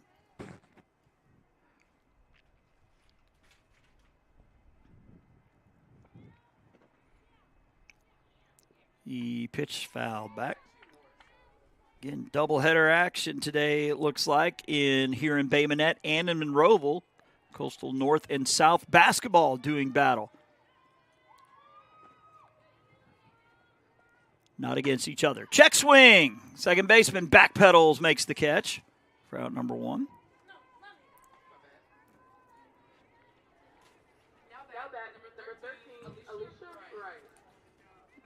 You can also follow us on Facebook. JockJive Sports is the address. Normally, Robert, either Sunday or Monday, will list all of the broadcasts for that week. And that list has been awfully long here the last couple weeks with the overlap of baseball, basketball, and softball all going on now at the same time throughout February. The pitch up and away for ball 2. Of course, basketball's deep in the heart of conference play.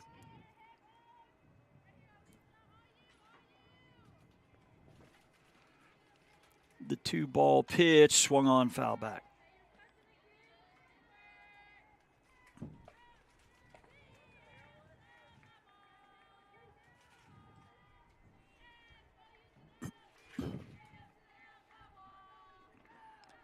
Mounts is 2-1 is a strike called. Like I said, you got to really listen in to hear that strike call from up here in the press box. Don't blame him, though. I don't think I'd be as loud and boisterous in this cold. That one up and away for ball 3. You're shivering trying to stay warm. As mentioned earlier, we heading to a high school game later tonight. That's going to be fun. The pitch is swung on, fouled back. Mentioning J.C. Reid, who will be here the next 2 years. Her and her Gulf Breeze squad at Milton tonight.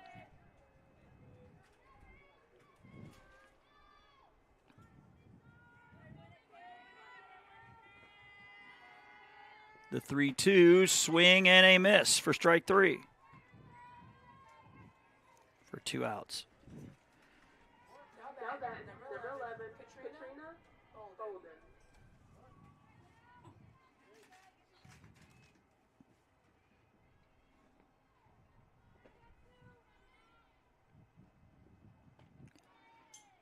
That one missing.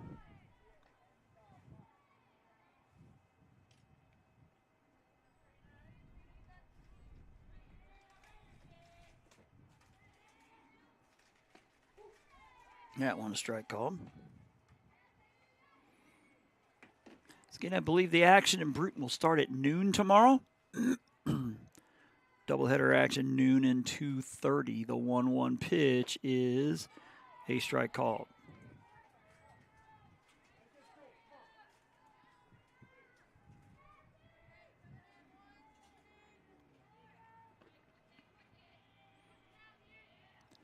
Pitch is a swing and a miss for strike 3, so Reid State will leave a runner on. Halfway through inning number 1 here in game 2. No score here on JockJive.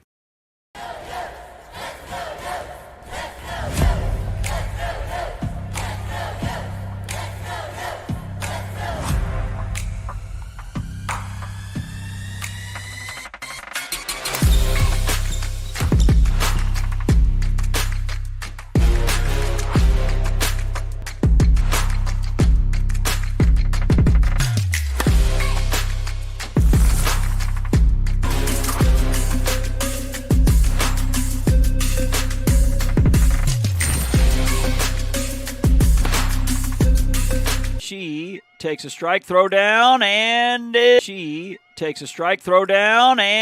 it is a stolen base for Miller. Correction, that first pitch a strike called. 0-1.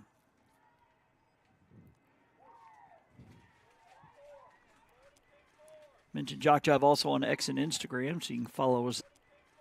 Mention JockJive also on X and Instagram, so you can follow us there. The 0-1. Second baseman said, yeah, that sun's starting to set a little bit, Stedman, so throw that visor on.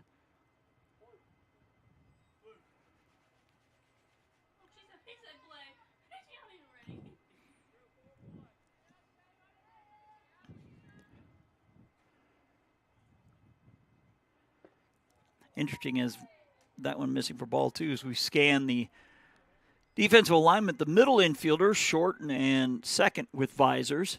The corner outfielders, left and right, with visors. Center fielder says, I'm good.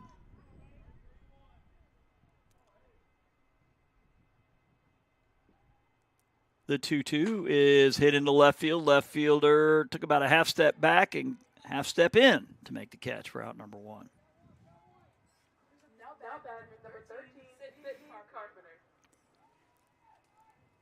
Cindy Carpenter to the plate.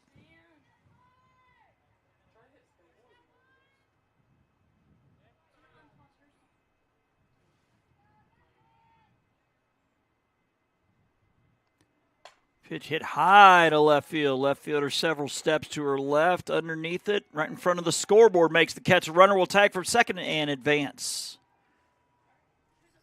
So runner at third with 2 outs. As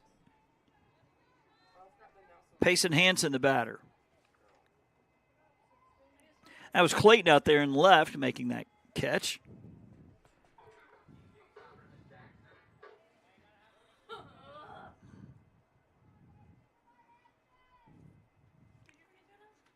The pitch popped up.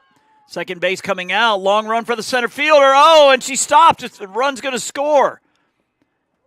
I think the center fielder checked up. I think to avoid colliding with either the shortstop or the second baseman. And it falls in between the 3.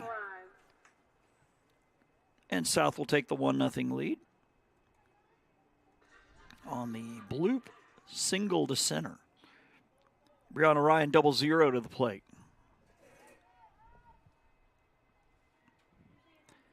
Pitch swung on and popped out of play to the right.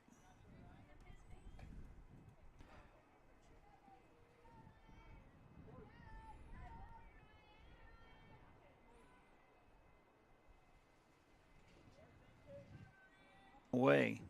Ball 2. 3 already in here for South. They're looking for the sweep. They won 21-0 in the first game.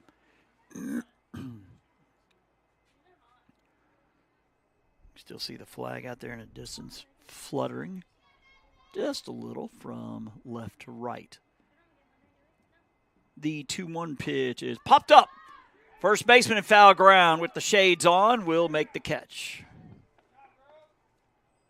For out number 3, that was Bolton hauling that one in. But 3 come in to score, 2 of them on a pass ball.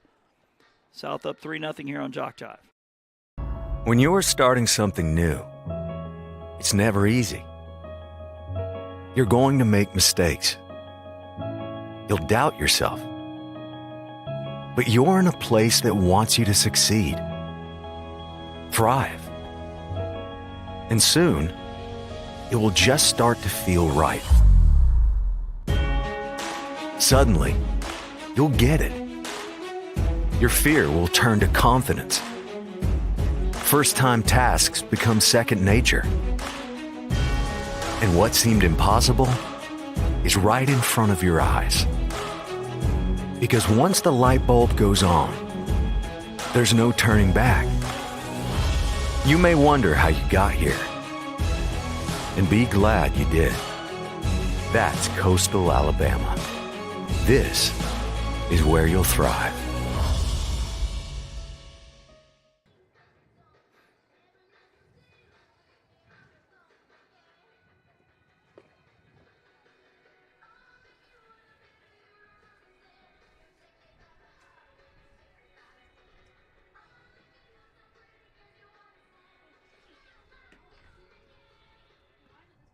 Back to the action here in the top of the second. As Carly Beggs will bat to lead it off. It'll be Beggs, Molino, and Williams. 5, 6, and 7 here for Reid State. They trail 3-0 here in game 2. Pitch is a strike call.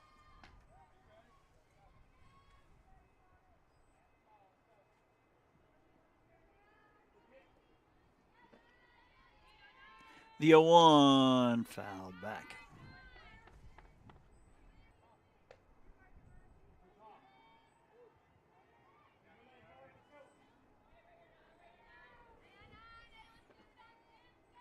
The 0-2 foul tipped. Catcher couldn't hold on.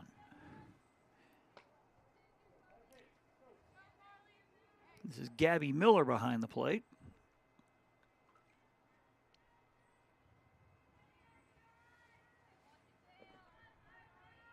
The 0-2 is outside.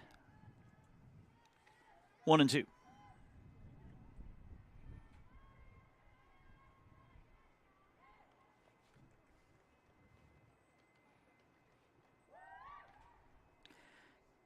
As the batter steps out. The 1-2, that misses low. 2 balls, 2 strikes.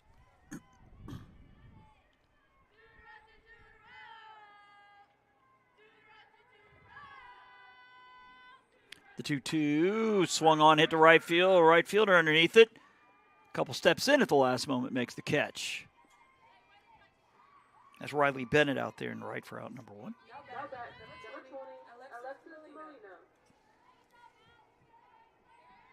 Alexis Molino, number 20, stepping in.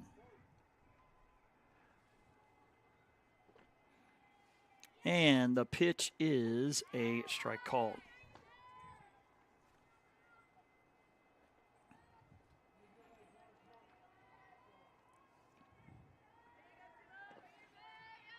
The 0-1, swing and a miss. 0-2.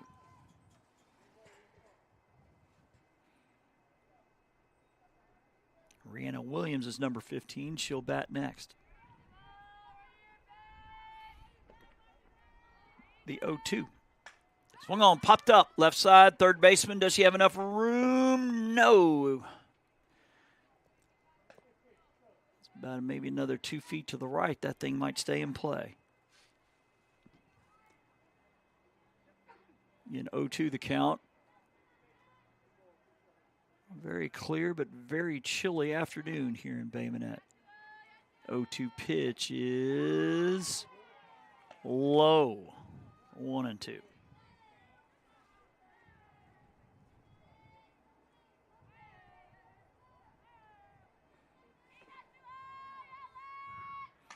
That one hit into left field. Left field on the run, and slides and makes the catch in foul ground. Nicely done out there. I believe that's number 18, Griggs, out there in left. Correction, Hale, number 8. I saw the 8. Make a sliding catch a couple feet into foul ground.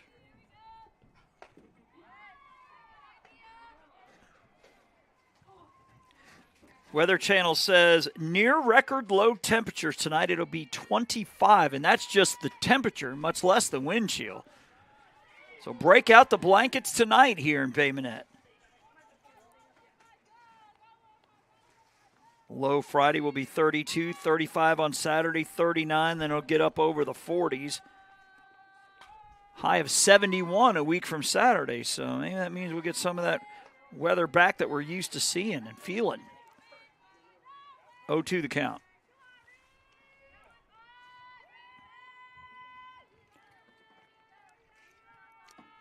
Pitch is swung on, fouled out of play.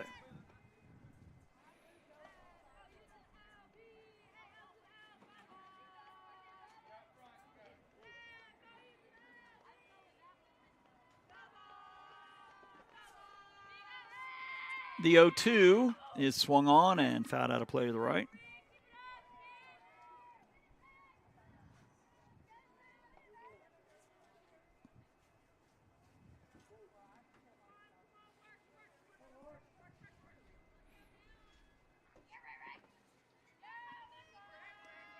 Oh, 0-2 pitch, swung on and fouled off.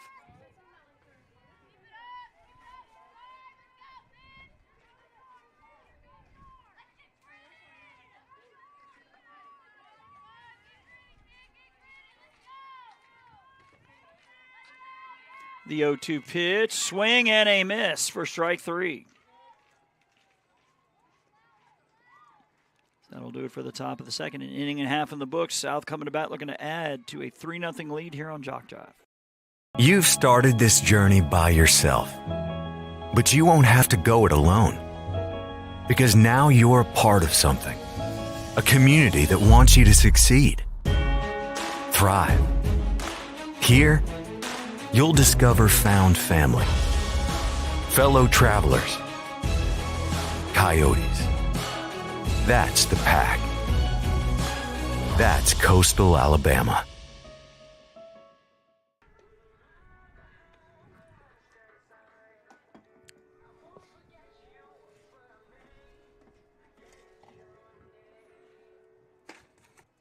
Now that is number 12, Abby Davis. Abby Davis is the center fielder. We're lead, single tally, 2 innings in the books. It's a 4-0 lead here on JockJive. When you're starting something new, it's never easy. You're going to make mistakes. You'll doubt yourself. But you're in a place that wants you to succeed. Thrive. And soon, it will just start to feel right. Suddenly, you'll get it. Your fear will turn to confidence. First-time tasks become second nature. And what seemed impossible is right in front of your eyes. Because once the light bulb goes on, there's no turning back. You may wonder how you got here. And be glad you did. That's coastal Alabama. This is where you'll thrive.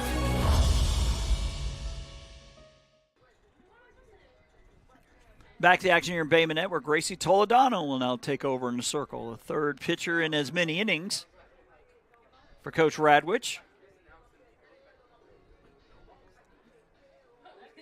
As Gabby Miller gets back behind the plate.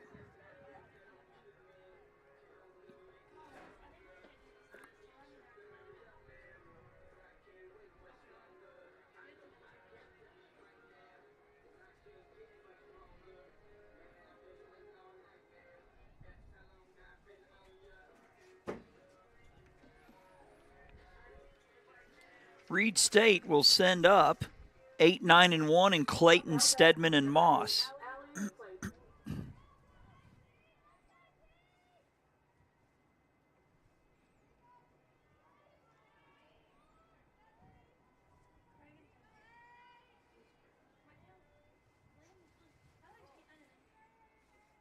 As time is called.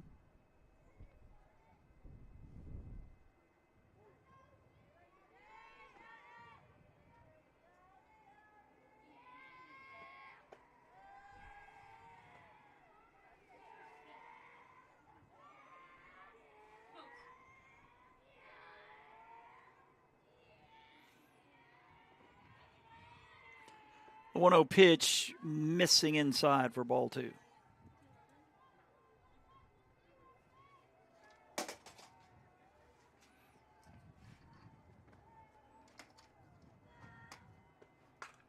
That one swung on and fouled out of play.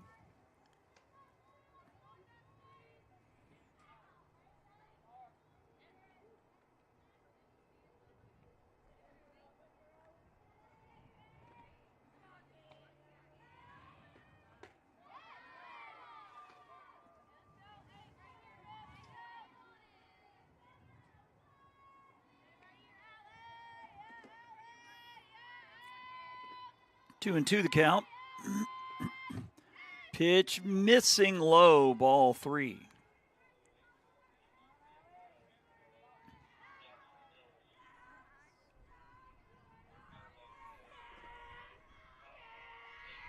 Payoff pitch, swung on, poked into shallow right. Right fielder in foul ground makes the running catch.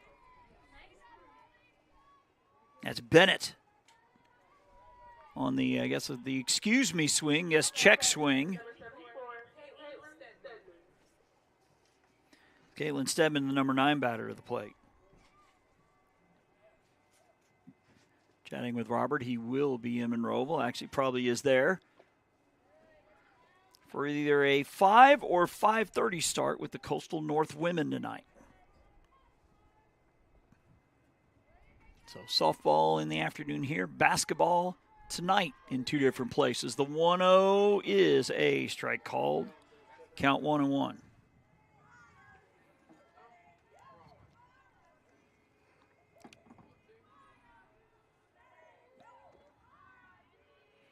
The 1-1 missing outside for ball 2.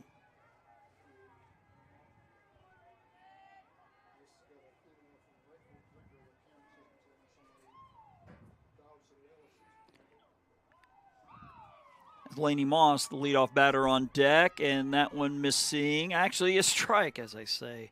It's about to miss for strike 2. I'll give these umps a little bit of a slack. It is a little cold out there, so if it takes a second for the arm to come up, that does explain it. The 2-2 pitch is low and away, ball 3.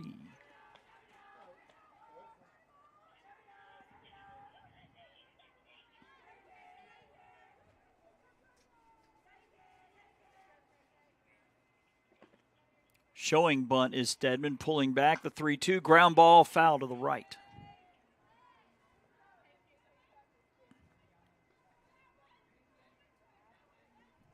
K-A-T-L-Y-N-N-E,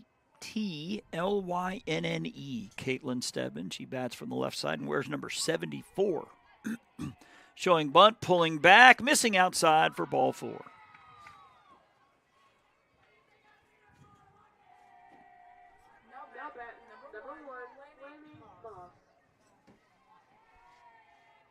As Laney Moss to the plate. With T.R. Brown, the on-deck batter. Reid State looking for its first run today. That one missing outside for ball 1.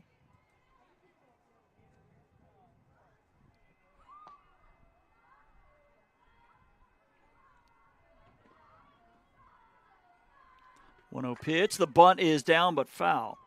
So if Robert is watching, who's the gentleman that's going to be broadcasting the basketball tonight here at South? We'll see if we get an answer. I think he said his name was Chet. And he'll be a lot warmer than me next door here in about 90 minutes. The 1-1 pitch is off the plate, ball 2.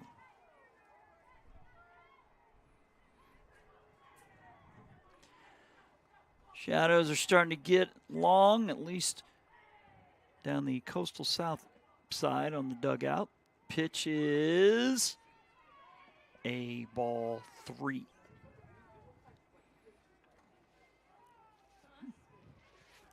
Could get out of here today without the lights having to be turned on. But we'll see. As Toledano will fire the 3-1 pitch. It is strike 2 called as Moss thought she had drawn ball 4.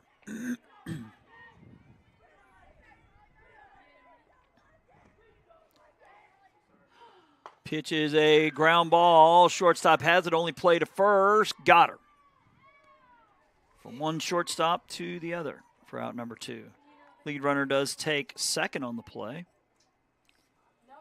As it'll be up to Tiara Brown, the center fielder, to get Reid State's first run of the day, as home plate umpire will dust off the plate.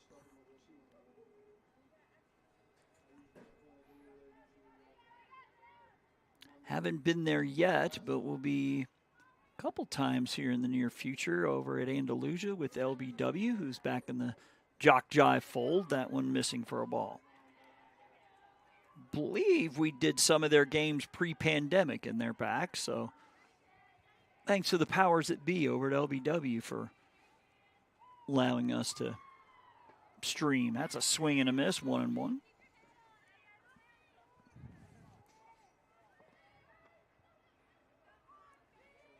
So Coastal North, Coastal South, and LBW for the rest of the baseball, softball season. The 1-1 pitch is fouled off.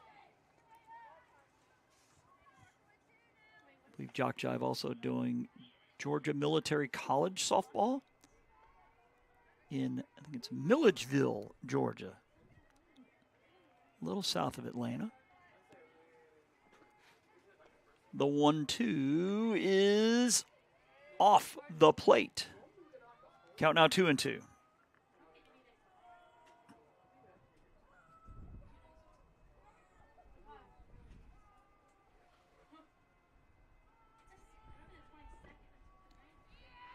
The 2-2 off the plate for ball 3.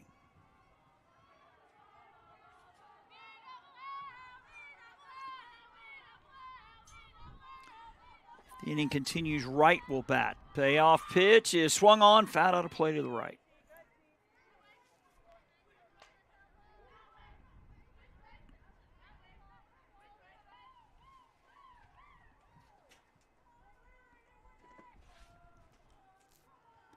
Another payoff pitch here from Toledano is a ground ball. Third baseman's going to have to hustle to first. Oh, and throws it wide. And a run's going to score. So that's going to be an E6. As Stedman and Brown trade places, it's 4-1.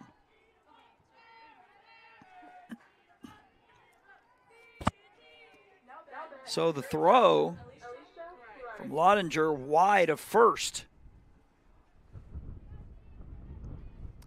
And that will extend the top of the third to at least one more batter. And a swing and a miss by number 13.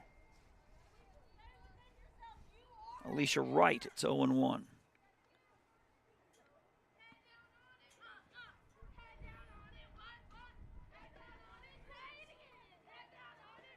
And that one missing outside.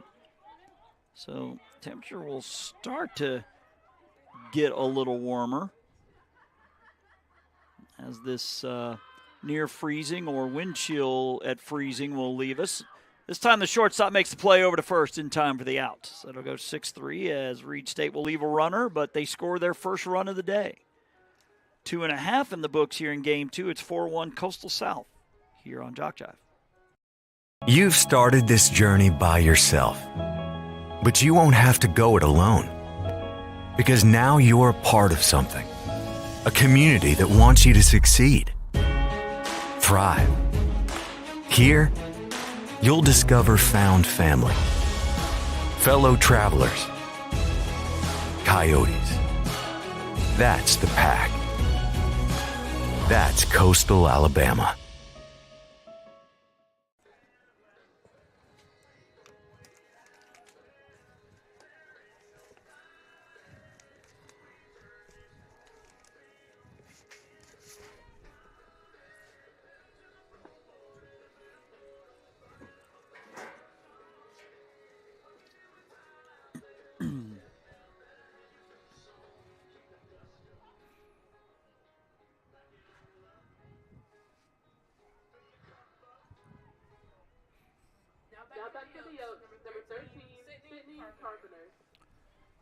Coastal South sending up 3, 4, and 5 here in the bottom of the third, starting with Sydney Carpenter, number 13. followed by Payson Hansen, Brianna Ryan. As they lead now 4-1. The pitch is low for ball one.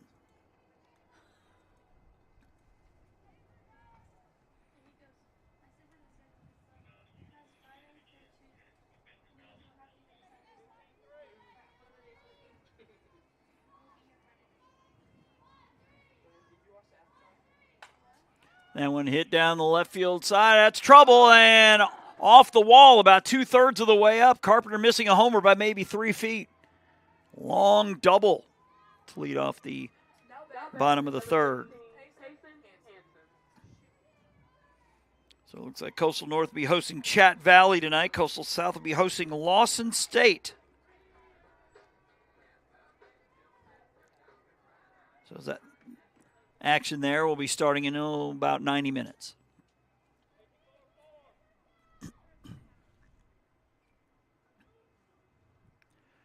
The 1-0 pitch is hit to right field and will get down. Right fielder playing awfully deep. Oh, and she bobbles it.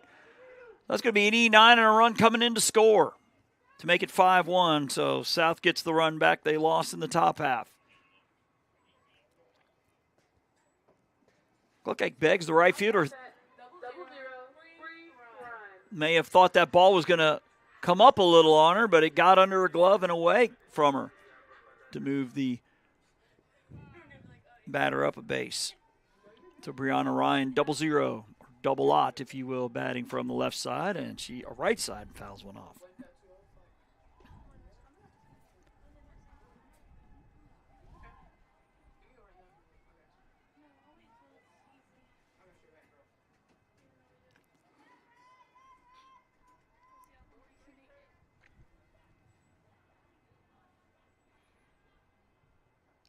One pitch, missing low, 1-1.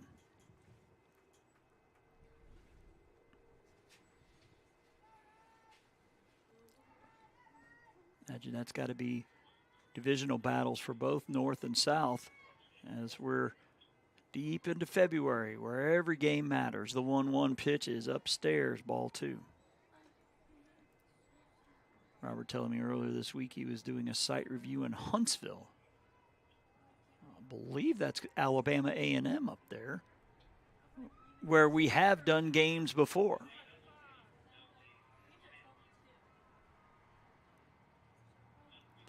The 2-1, low and away for ball 3.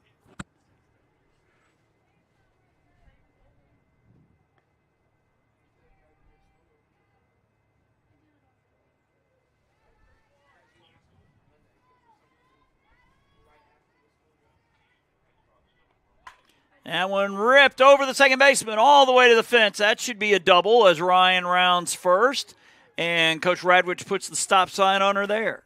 So they switch places again, and it's 6-1 now. It's Caroline Mathis, number 23, to the plate.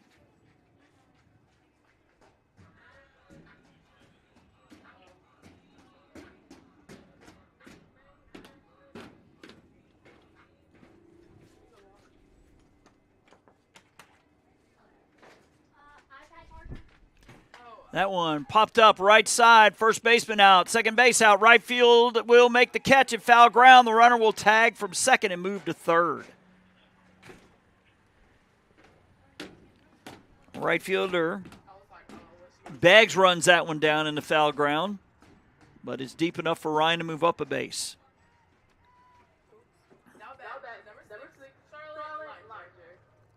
Shortstop Charlotte Lottinger to the plate. The corner infielders come in a couple steps. Maybe a step. Pitch to Lottinger, a big swing and a miss. It is foul tipped, though, so the runner cannot advance from third.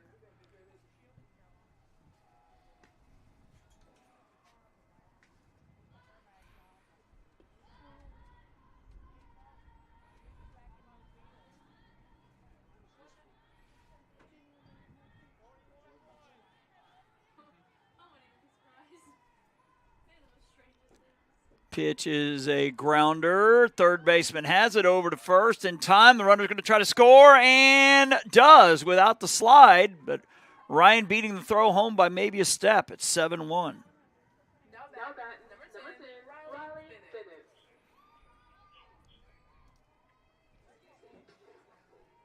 As Riley Bennett, number 10, to the plate.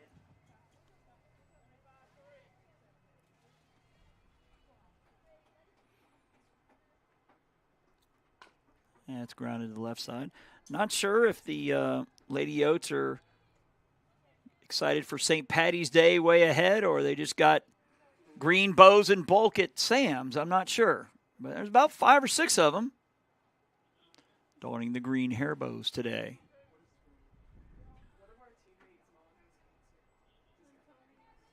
The 0-1 is low.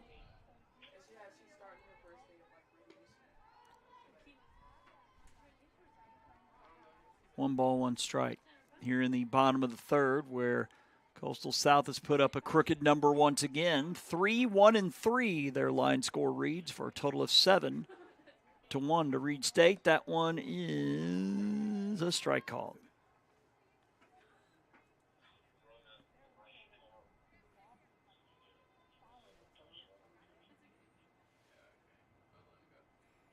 Wind's starting to pick up. Blowing from left to right and a little bit in. The 1-1 pitch takes for strike 3. So that'll do it for the bottom of the third.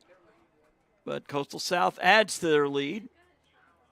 3 here in the bottom of the third. We head to the top of the fourth when we get back. It's a 7-1 lead for South here on JockJive.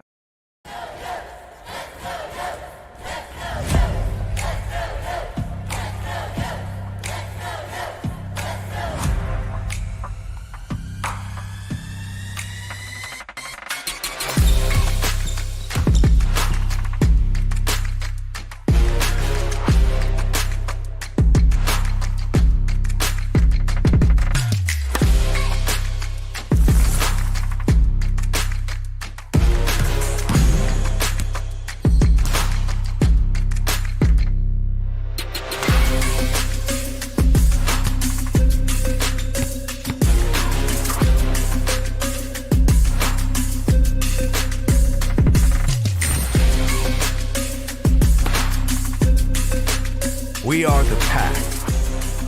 We are Coyotes. We are Coastal Alabama. This is where you'll thrive.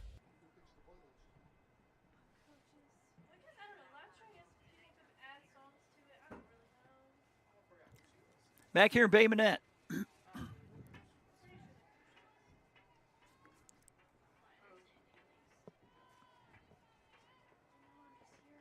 Where Reid State trails 7-1. That one is a strike called. I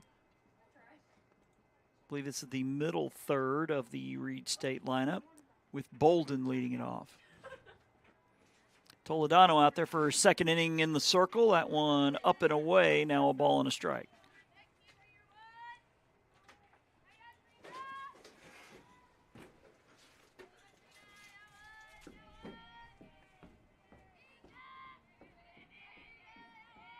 Toledano's 1-1 pitch off the end of the bat, fouled off for strike 2.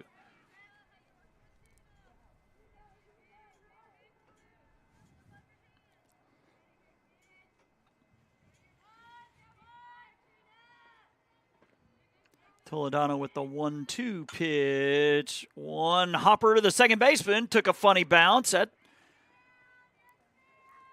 like I said, from the sound of it, looked like it hit the end of the bat once again and had a little English on it.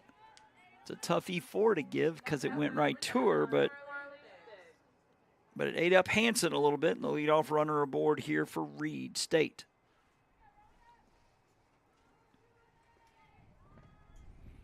This is Beggs, number 9, and she takes outside and gets away from the catcher. It's one of the few times today we've seen a wild pitch on the Coastal South side, but the runner takes second on the play.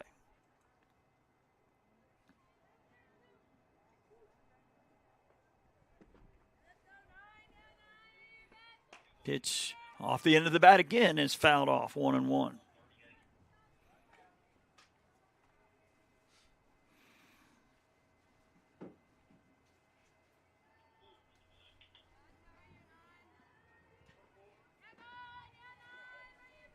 The 1-1 is fouled off to the left. 1-2 the count. As Miller will walk one out to the pitcher, and a word or two of encouragement. As you can see, shadows starting to get a little longer as we get later in the afternoon, covering up pretty much the entire left side of the infield. Long look to the wristband there by Toledano, and batter says, all right, I'm going to step out for a second. Again, this is number 9, Carly Beggs. Carly with a Y. C-A-R-L-Y. Steps in here, and the 1-2 pitch is a ground ball. Second baseman down on it over to first for the 4-3, but the lead runner advancing to third.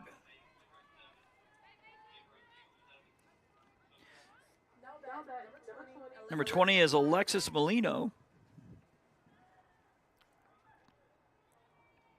As the third baseman Mathis comes in a few steps. She's right in the middle of that patch of shadow over there at third base. Ground ball to the shortstop. They look, they'll throw to first, and the throw home will be late. So that'll go 6-3 and an RBI, makes it 7-2. Like I said, the shortstop looked over just for a brief fraction of a second before she had to get rid of it.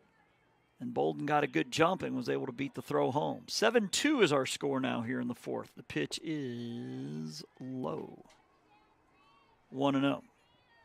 And you're watching Coastal South Softball here on JockJive on a very chilly afternoon here in Bay Minette in Baldwin County. That one is low. Ball 2.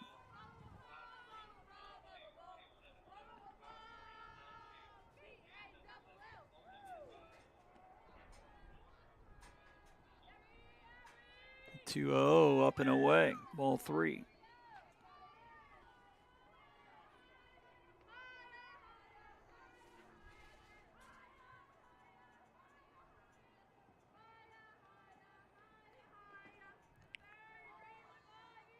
Pitcher Toledano taking all the way, and it is a 4-pitch walk.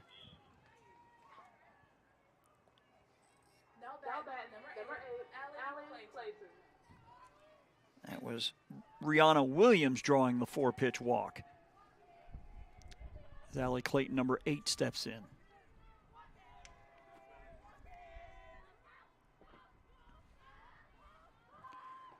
Pitch is swung on, hit to right field. Right fielder came in and then had to take a half step back and into the glove of Riley Bennett. As we're halfway home here in game 2 to the bottom of the fourth, we go 7-2 our score here on JockJive. You've started this journey by yourself, but you won't have to go it alone, because now you're a part of something, a community that wants you to succeed, thrive. Here, you'll discover found family, fellow travelers, coyotes. That's the pack. That's Coastal Alabama.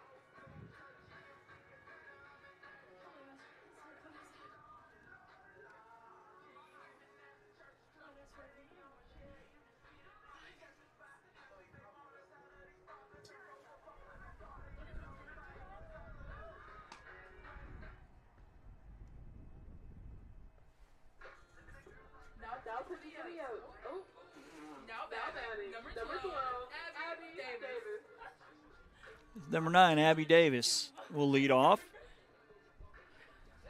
And back to the top of the lineup with Miller and Hale.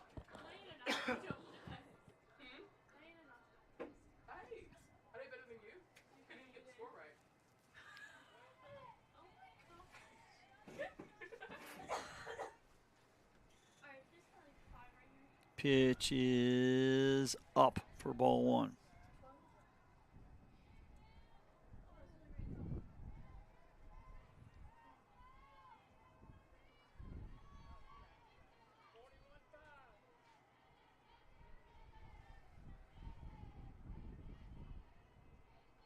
One-0 popped up. It's going to bounce up and then under the shortstop. Guess that's an infield hit, even though Moss knows she probably should have made that play. Runner on with nobody out. Number 25, Gabby Miller.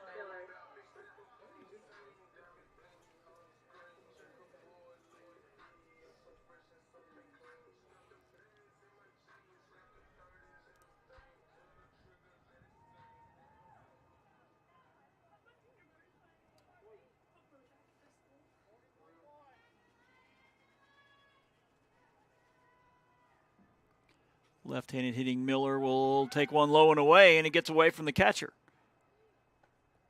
It's a wild pitch moving the runner to second.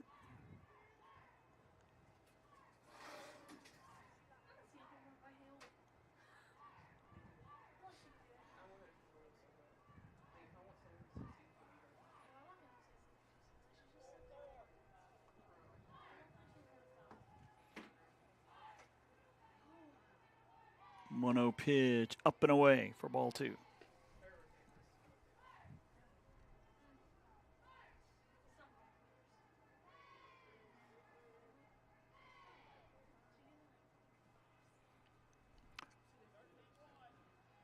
Third, short, and second all in.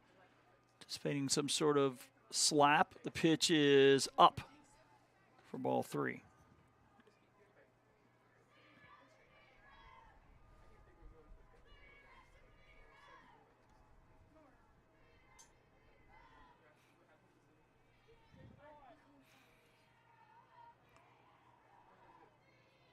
The 3-0 pitch is up and in for ball four, but the runner's going to take third on the wild pitch. So runners at the corners now, and Miller's going to take second. Good heads-up base running there. Now bat, number 8, Malia Hale. Malia Hale will bat from the left side with first base open.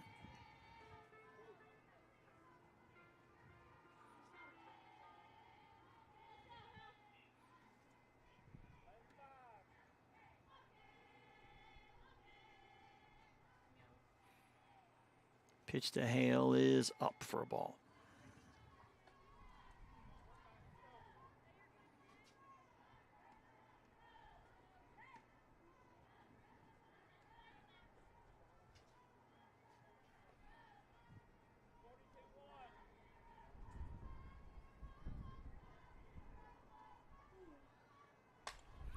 Popped up left side, third base with a long run, but it's going to drop foul.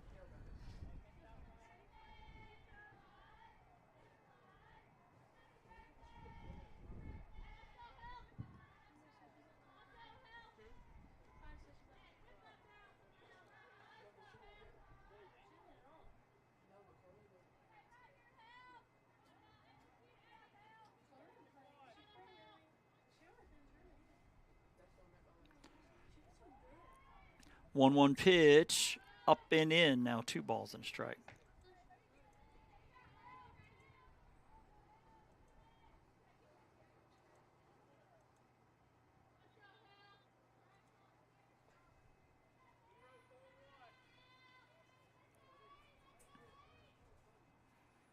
The 2-1 pitch. That one ripped into right field. That's going to get down for a hit. Coach Radwich is going to send the run around second. The throw coming at home is cut off at first. It's a 2-run single, 9-2 our score. Now bat, number 13, Sydney Carpenter. Sydney Carpenter, the DP. And we're going to see some sort of change here. Looks like Leah Alford, who started game 1 but couldn't get out of the first inning, is going to be called on to pitch here. Quick break here on JockJive. When you're starting something new, it's never easy. You're going to make mistakes. You'll doubt yourself. But you're in a place that wants you to succeed, thrive. And soon, it will just start to feel right. Suddenly, you'll get it. Your fear will turn to confidence. First-time tasks become second nature. And what seemed impossible is right in front of your eyes. Because once the light bulb goes on, there's no turning back. You may wonder how you got here, and be glad you did. That's Coastal Alabama. This is where you'll thrive.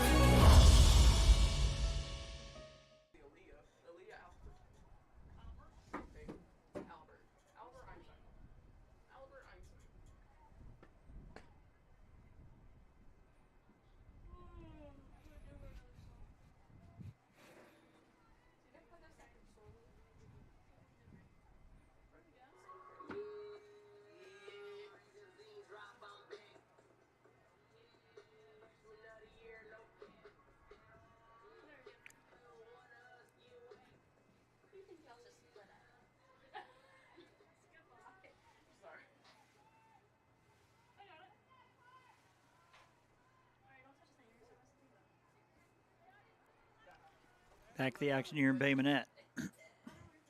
Lee Alford now in the circle. The pitch is low, gets away from the catcher, and a runner will take second.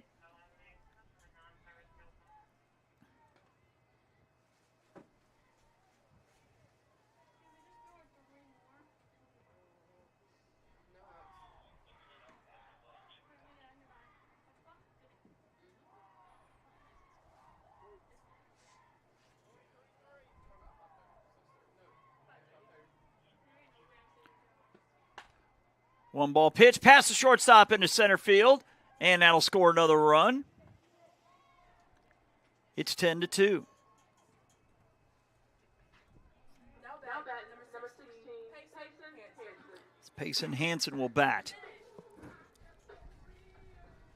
after the Carpenter single and RBI.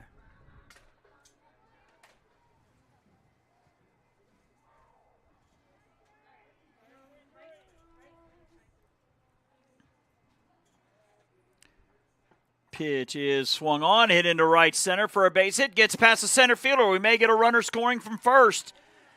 It'll be a double and an RBI to make it 11-2. As Carpenter comes all the way around from first to score on the double. now bat 0-0-3 From Hansen as Brianna Ryan 0-0 to the plate.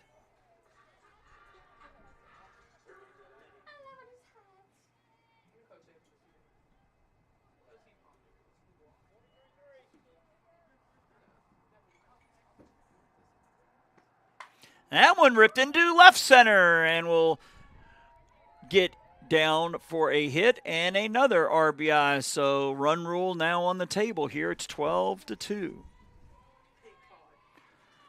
Ball landing just between the Coyote and the C in the Coastal Alabama Coyotes logo as Coach Stedman with the walk out to have a chat with the home plate umpire.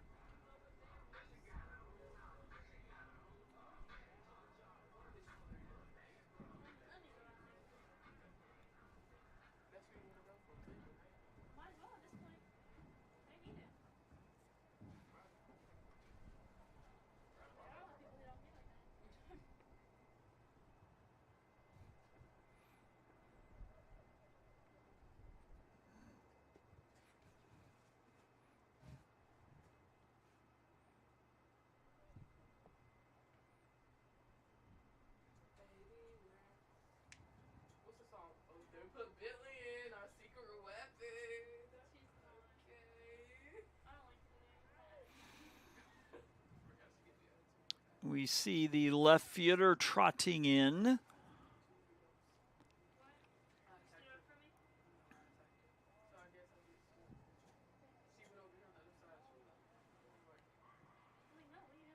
So we'll have us another new pitcher.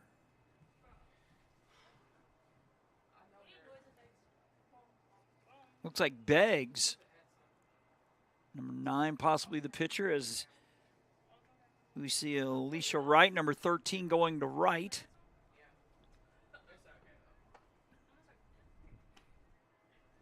Correction, number 8, Allie Clayton, who was in left, will now be in the circle here on JockJive.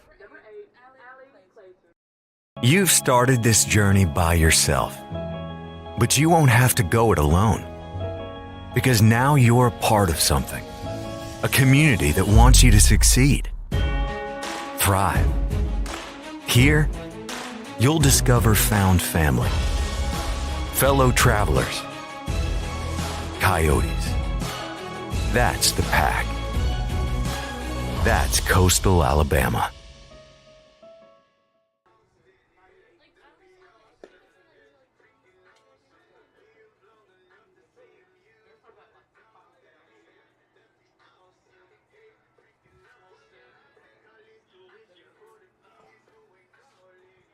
So Wright went to right, and then Beggs went from right to left where Clayton was playing.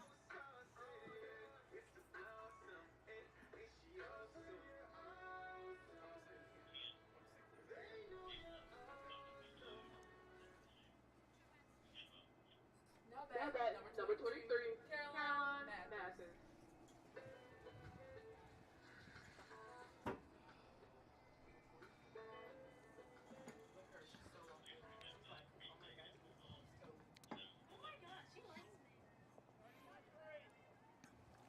It's a 5-run fourth. For South, the pitch is a strike, but the runner will take third.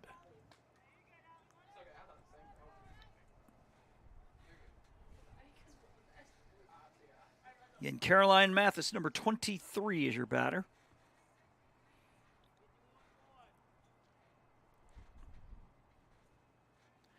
And the 0-1 pitch is up.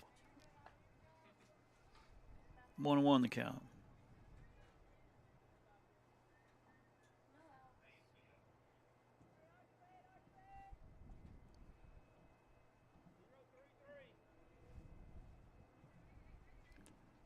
The 1-1 pitch is hit well to center. Center fielder Brown going back and makes the running catch. The runner will tag and score.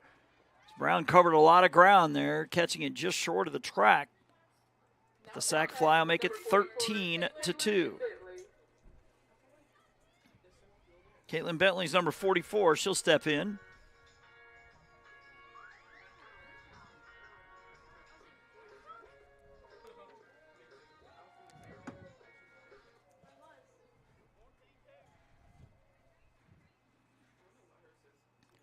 Pitch from Clayton is low for ball one.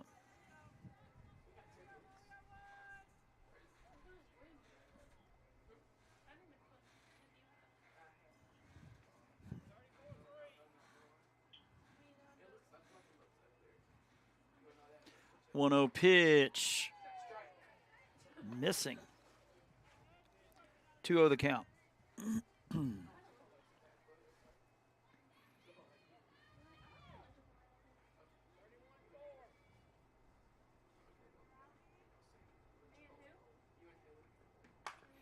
Ground ball to the pitcher, over to first, in time for out number 2. Number 10, Riley Bennett.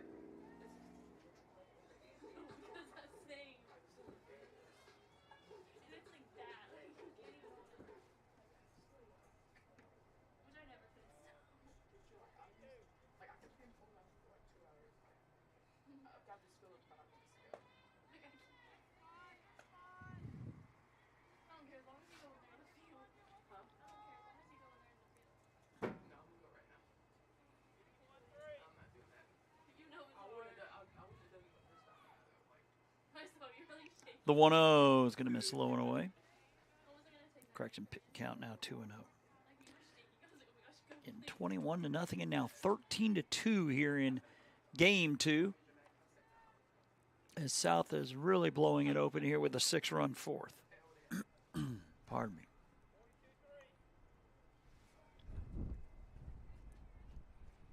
2-0 is hit high to the right side, but out of play.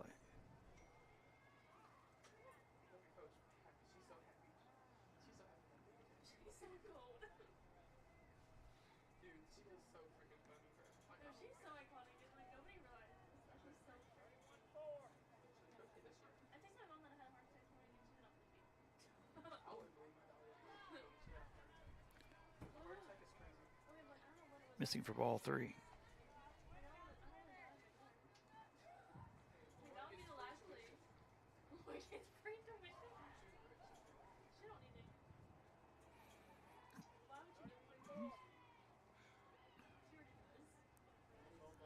Clayton's 3-1, fouled off to the right. Count full.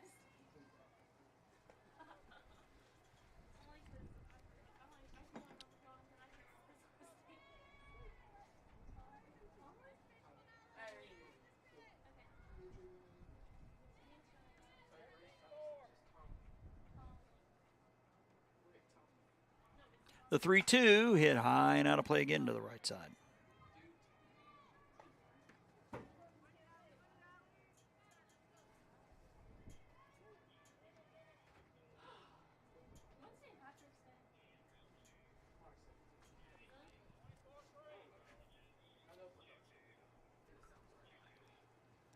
Three-two pitch is a chopper. Shortstop has it. Over to first in time for the out. So that'll do it for the 4th, but now before South really blows it open with a 6 spot. They're 3 outs away from a 5-inning doubleheader sweep here on JockJive. When you're starting something new, it's never easy. You're going to make mistakes. You'll doubt yourself. But you're in a place that wants you to succeed, thrive. And soon, it will just start to feel right. Suddenly, you'll get it. Your fear will turn to confidence. First-time tasks become second nature. And what seemed impossible is right in front of your eyes. Because once the light bulb goes on, there's no turning back. You may wonder how you got here, and be glad you did. That's Coastal Alabama. This is where you'll thrive.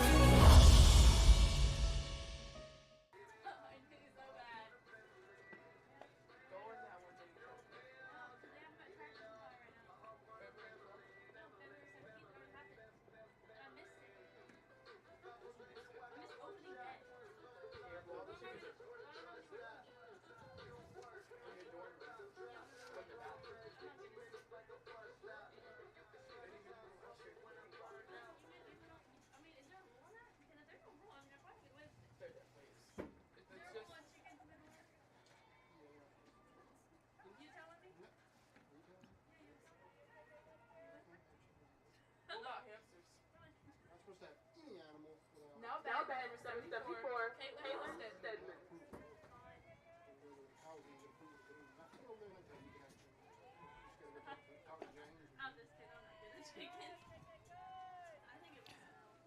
Stedman takes a ball low. So it is 9-1-2 here in the 5th.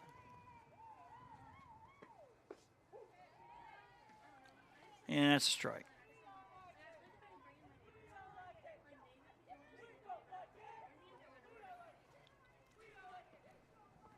So Stedman, Moss, and Brown, the batters, as she lays off of ball 2.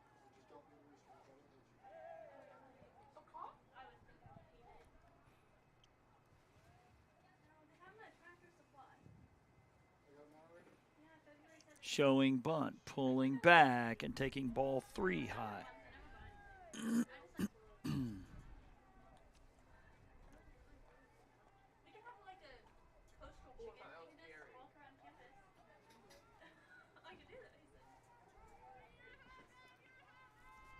The 3-1, low and away, ball 4, and the leadoff batter aboard here for Reid State. Now bat number 1, Moss. Leadoff batter wearing number 1 is Laney Moss. She bats from the left side. The Reid State shortstop.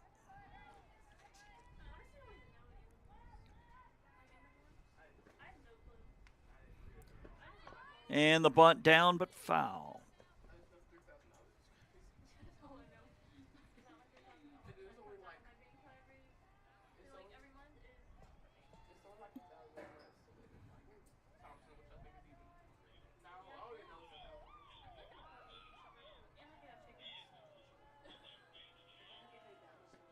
And tries to hold up, but it is strike 2 called.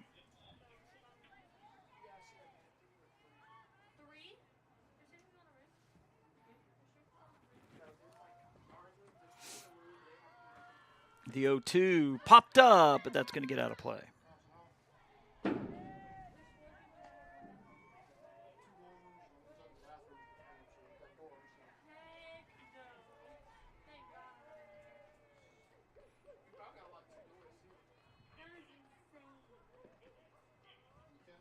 The 0-2 low and inside. 1-2 the count. So I believe Reid State needs 2 to force the bottom of the 5th.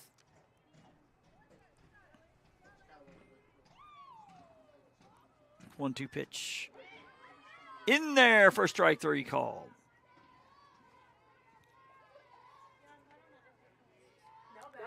Number 2, Tiara Brown. Tiara Brown to the plate.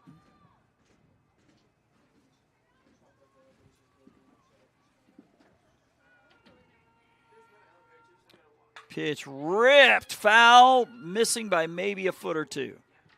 As the majority of the playing surface now in shadow.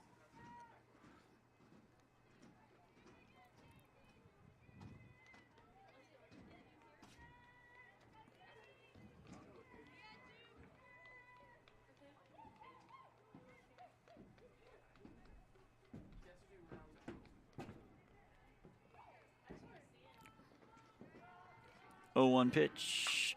Swung on, hit high to left field, but a left fielder under it. Has to take a few steps in and make the catch for out number 2. So Reid State down to its final out.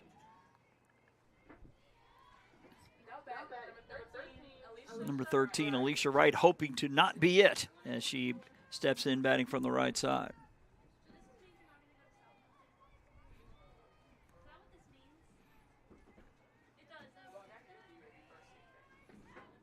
That one in there for a strike.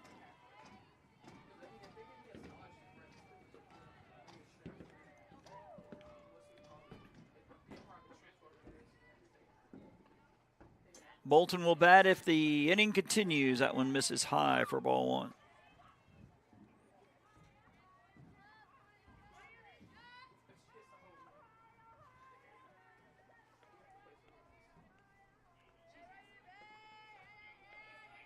The 1-1. Hit high to the left side. Third base a long run, but that will get out of play. So Reid State down to possibly its last strike.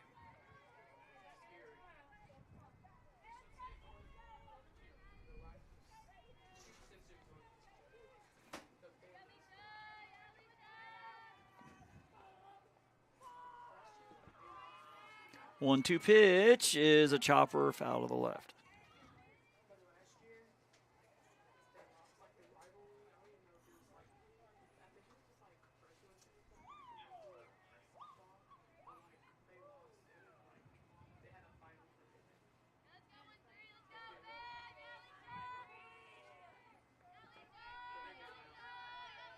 The 1-2 pitch is low and inside. Ball 2.